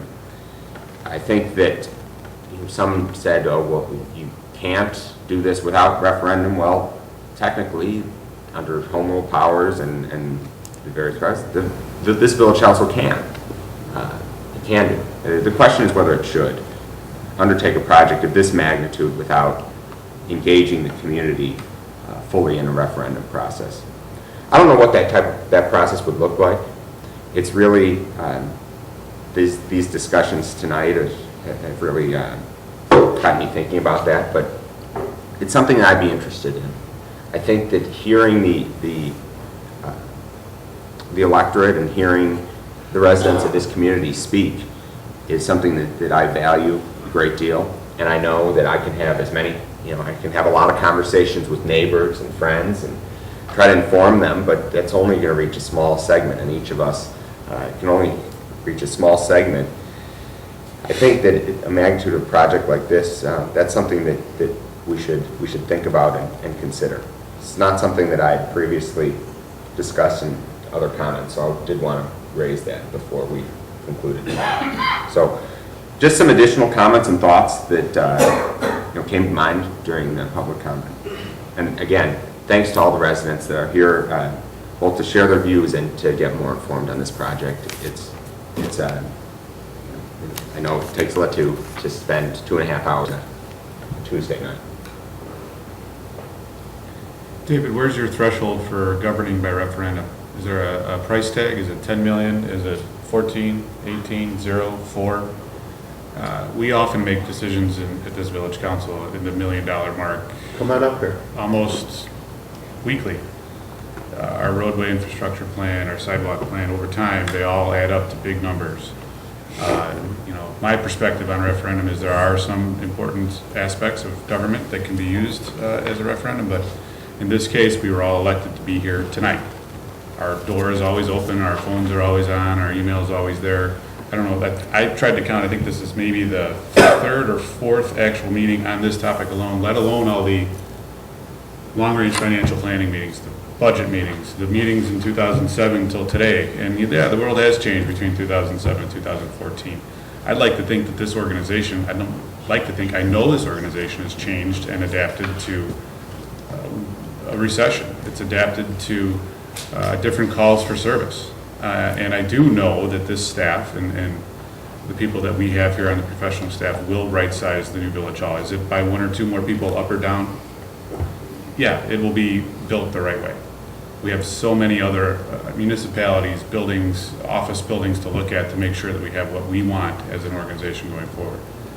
This concept of governing by referendum comes up every now and again, and I think it's the will of the people and it's their right. However, my perspective is if we start governing on decisions of $10 million, what's going to be next? We passed the stormwater bond, a couple of them around that one number, if not more. And it's important to me to know that we have the trust of the residents when we were elected. We have terms of 4 years. We now have term limits. That's, in my opinion, how we are get the shakeout from our residents. And it's important to be able to make decisions, big decisions, at this council level because we do have the authority to do it. And we are having public meetings. We are discussing this with folks. We had some good questions tonight.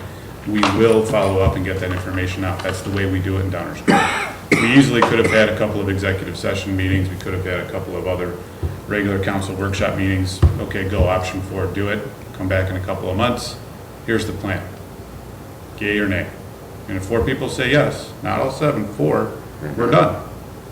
And we're building new stuff, we're moving properties, we're selling parcels, and everything's happening. That's not how we operate in Village Downers Grove. We ask, we get information, not only as a council, we share. We bring people to our village hall to listen. We let people speak. That's their right. That's what we have to do. We do it probably the best of any municipality in Illinois, maybe even the country. This is the process. I don't feel like governing by referendum is the process to make this decision.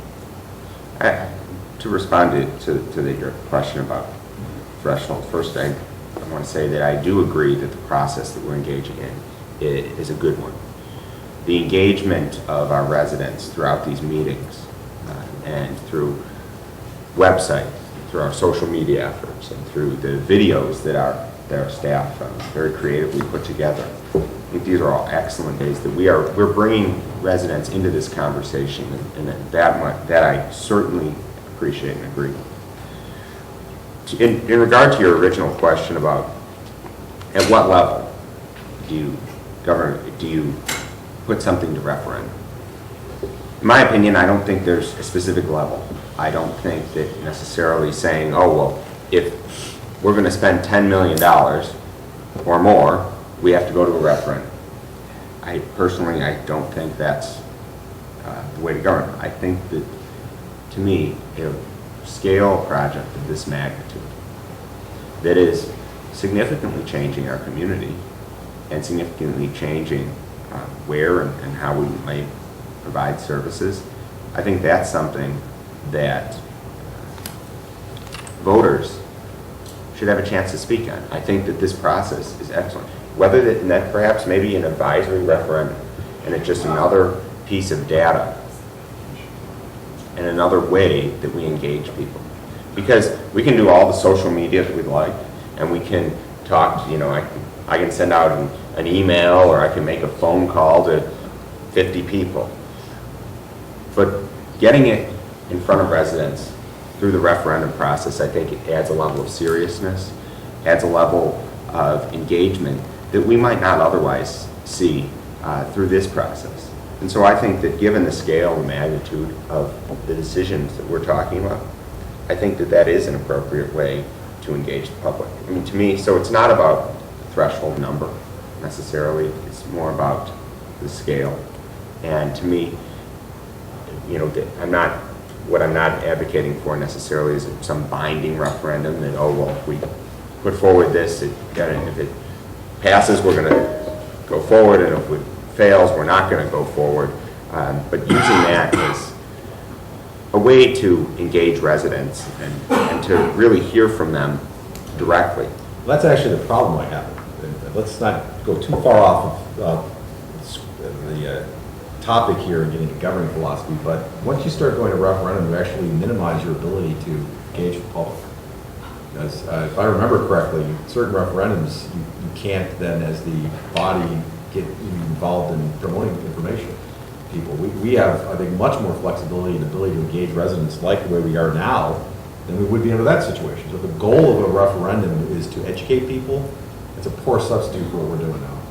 But I think, I just... If the goal, well, no, it's not my opinion, I think it's the law of Illinois. Because then the village couldn't put out information. The village can't put out information about it. So if the village were to ask an advisory question to its residents, as the body with the referendum, but just trust me, we don't need to get into it now, we're getting way off topic. But I would encourage you, if your goal, and what I'm hearing you say, is that the purpose of the referendum is to be more of a proponent of information, that I would encourage you to check Illinois law on that, because I don't think that's correct. Given. We can do a lot more certainly right now with social media and email and meetings and discussions, and we can sit down here with folks right here and have a conversation with them. I don't think I have to check my notes on this, but I don't think we can do that. So, regardless But of whether that's from my perspective, regardless of whether we can or can't do that during the time of that referendum question, I think that having that information from the residents, directly from the residents, is valuable. Well, I agree, except wouldn't you want to have informed input rather than uninformed input? And I think that if we were to have... Right now, we're getting informed input. If we were to have a referendum question, given what is already out there... What are you going to put in? Well, you couldn't possibly write a question that would describe the kind of things we've just heard people ask us tonight. I certainly agree. And so, but distilling it and allowing people to feel more engaged in the process, I think is valuable. Well, I understand that. People have differences of opinion on that topic. I recognize that. We've heard that before, and we'll hear it again and again. My point is simply, if the purpose of it is more information rather than less, I think we might want to reanalyze that, because I'm not sure that's going to get where you want to go. If that's really the purpose, which is more education, more interaction, more engagement with the community, I don't think that's where you want to go. And it's not my opinion. It's not my opinion. But I disagree fundamentally that I think that a referendum question engages the community in ways that these meetings do not.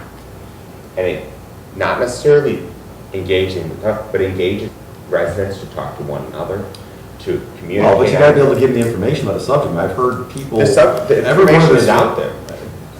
Actually, we can't deliver that information. It's not what I'm hearing. So if we were to have, this is, why don't we put that on the frequently asked question list, and we'll get more information. Right, it'd be good to get more information, but to me... I wouldn't want to limit our ability to provide information to people, that's all I'm saying. I don't think anybody here wants to limit the information that goes to the residents. In fact, there was a gentleman that spoke very eloquently about putting more information out there. Correct. And in a context where people can understand its meaning and its purpose. No different than any of us do. We don't just want raw information. We want to understand its context, its purpose. I heard 3 people sitting here tonight asking that very question. Tell me what this means. Tell me what... Yeah, I want to be able to do that. And then ultimately, we'll all as a community decide what we want to do. And it might be...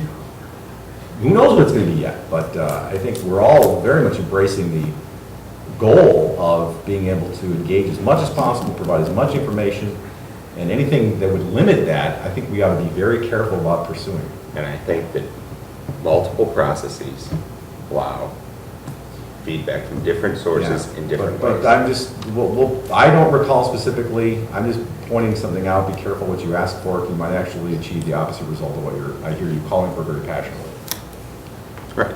I mean, and I'm not saying that the residents will or will not agree with my opinion, or what I'm saying, or what I've been hearing from, that's, let's be clear. That's what I'm getting at. I'd like to You know what, hear. I talk to people that say you should do many things that we just cannot do. So you're hearing people that are saying you don't do it. I mean, we consider her all day. I mean, today we had a room full of people that have said, you know what, let's not do this, we should look at number one, or we shouldn't do anything.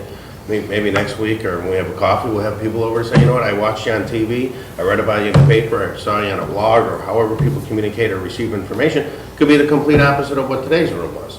So I think I agree with the mayor here that we need to be cautious on how we act so we don't penalize the resident so they cannot then get the information. Because you're absolutely right, this is a huge, huge project. And it's gonna redesign our village.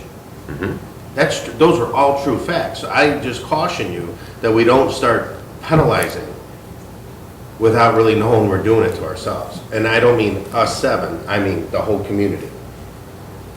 Again, I just raise it as something as an FAQ. I want to go back and remind myself as to my recollection of what those restrictions are. That's all. I just raise it as a point of follow-up. Absolutely. Happy to, I think that'd be a good thing to do. I do have a question though, Mayor. Sure. We received an email from a resident today that brought up some really good questions, and per your definition of what we're talking about with our, how many feet off the ground we are, I just want to make sure that the emails we're receiving won't get lost in transition, and that some of those questions can become part of the FAQs. And one of them was, we talk about manpower, how we operate, so on and so forth. Right. I think what's going to happen is we're going to hear a lot of questions, a lot of very good questions from people who have opinions all over the spectrum on this topic, and I think most of them are going to be of the mind, well, I want to hear more, I want more information, not less. I want to be able to, we get pretty darn good residents in this community. They're pretty engaged, they're pretty smart, and they ask good questions, and they insist upon good answers. But I think we're going to hear a lot of questions, and we've already heard a number of questions. We've heard more tonight, and we're going to hear more still, that we're going to start to be able to put into buckets of similar types. And I think as we collect those, we can start then putting together information that addresses questions of that nature, so that way when somebody is looking for more information, they can already have the benefit of what their neighbors have asked, which are the same kind of questions I would expect most people to ask in a project of this nature. So we are assembling those, whether they come in electronically or whether they're in the checkout line at Caputo's or wherever it is. I made that mention on purpose. Refresh time. Yes, and I have to name them all. Lemon Tree, I think. Lamborghini. Jewel. I don't say Dominic's anymore. But so that wherever we are, however the occasion arises, I just wanna make sure website, that- meeting, grocery line, wherever it is, we can provide that information that folks want to know. Okay. I'm seeing lots of heads nodding as to that process, so. I agree. Now we're getting an on-the-spot update. I just, Good evening. Dave Your name and address, Fieldman on please. Cornell. Just to add some clarity, we talked about flight analogies and next steps, but it's important to understand how we would use this direction. We need this direction now because we're preparing the FY15 budget, which comes out in 2 weeks. And we have a plethora of information about a lot of options, and so the first thing we're going to do is get out more information about these options, which we've shared with you on many, many occasions. The second thing we're going to do is start to plug some real dollars into a budget so that the community and the council can react to, okay, well, how much does this cost now? What's the total project budget? When does it happen? How does it happen? What does it mean for the FY15 budget? What money would be spent from what fund, et cetera? So we'll do those two very specific things, get the information out and prepare a budget. It's interesting that the next step is really a series of more decisions, not particularly more answers. It goes into a 9-meeting budget process where we get specific information and ask specific questions and get more specific direction. So that's how the flight analogy actually translates into the next 2 months. I just wanted to get that information out there. I think that would help understand all these people who have commented tonight. It's very much appreciated, and then there's a series of meetings to comment very specifically on exact dollars and funds and what those things buy us and how it moves the project along. Appreciate that clarification as always. Thanks. Mayor, since we really want more input from the residents, is there any way with our next coffee with council that we could earmark it specifically for extension of this meeting for those that weren't able to be here tonight or chose not to be here, that give another opportunity at the next coffee with the council? Sure, I don't think we need to earmark it for it per se, but I think we can just, we want to mention that a featured topic of conversation will be this discussion and what people think. If we can do that. I wouldn't want to exclude somebody from coming out. Oh, no, my gosh, no, but a lot of times it's just come meet us, talk to us, we all have separate sidebar conversations, but if we can, like we do in October, when we do with the budget, we have a specific meeting, coffee with council, budget related. Right. I understand, based on Fieldman's comments, that this is gonna be part of the budget, but in continuation of with what David's saying and many of the residents have said. And I'm sure if we get further down this path, then like other major projects, we've actually had boards, pictures, information, at coffee with council, the people just walking by can see it and stop and ask questions. I don't think we're quite there yet. No. We need to get beyond tonight in order to do that, but absolutely. Thank you. Before we get back to you, Laurel, anyone else who hasn't spoken already who would like to speak or ask a question before we go back to round two? All right, seeing no one. Laurel, please. I forgot to mention this about the firehouse. We've already, The new one proposed? the proposed new firehouse number 1, which is in Ellsworth Park, you want to move that to Ogden Avenue. That's the proposal, correct? And if you don't move it to Ogden Avenue, you'll keep it there? But let me just make you remember that you've already closed the firehouse on the far northwest side on Finley Road. And you've already got a firehouse across from Good Samaritan Hospital, which handles the north side. So when you take away the firehouse that's over in Ellsworth Park, what firehouse, the new one, is going to go all the way down there and handle that one? The new one at Maple and Main, 55th and Main, that's going to handle Ellsworth Park then? Because that's an industrial park. Right. So there's industrial accidents, there's public works, they don't have a firehouse there.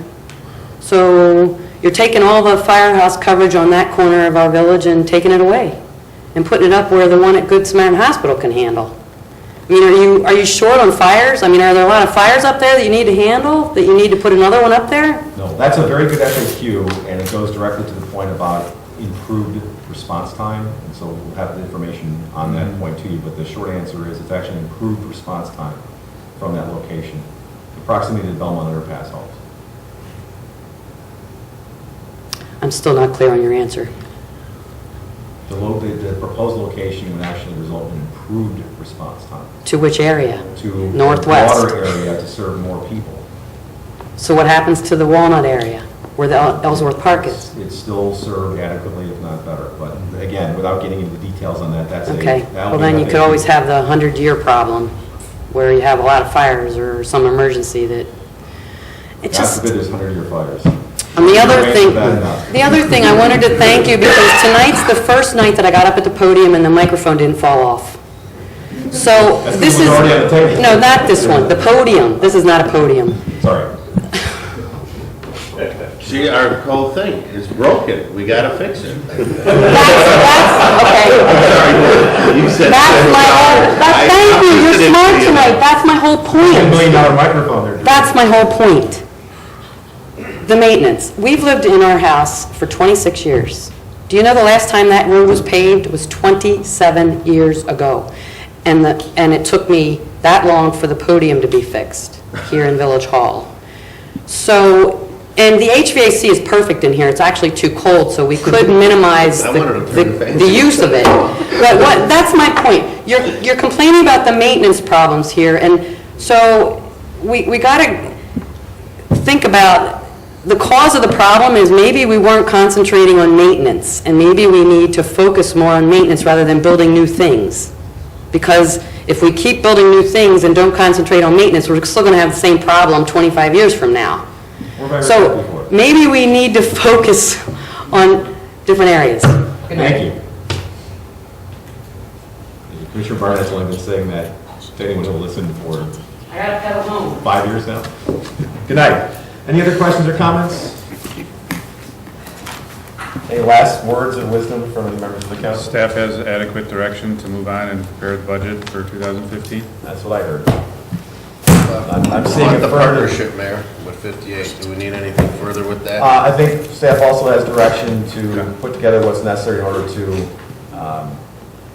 formally make those outreaches. Disseminated far more. Yes, well, specifically to 58, but obviously there are other opportunities. We clearly are interested in that as well. Disseminated far more. I'm not going to call you on your English at this hour. All right, then we haven't adjourned, so I do need a motion to adjourn. So moved. Second. Roll call, please. Commissioner Newstead? Aye. Commissioner Durkin? Aye. Commissioner Jose? Aye. Commissioner Olson? Aye. Commissioner Rankin? Aye. Commissioner Burnett?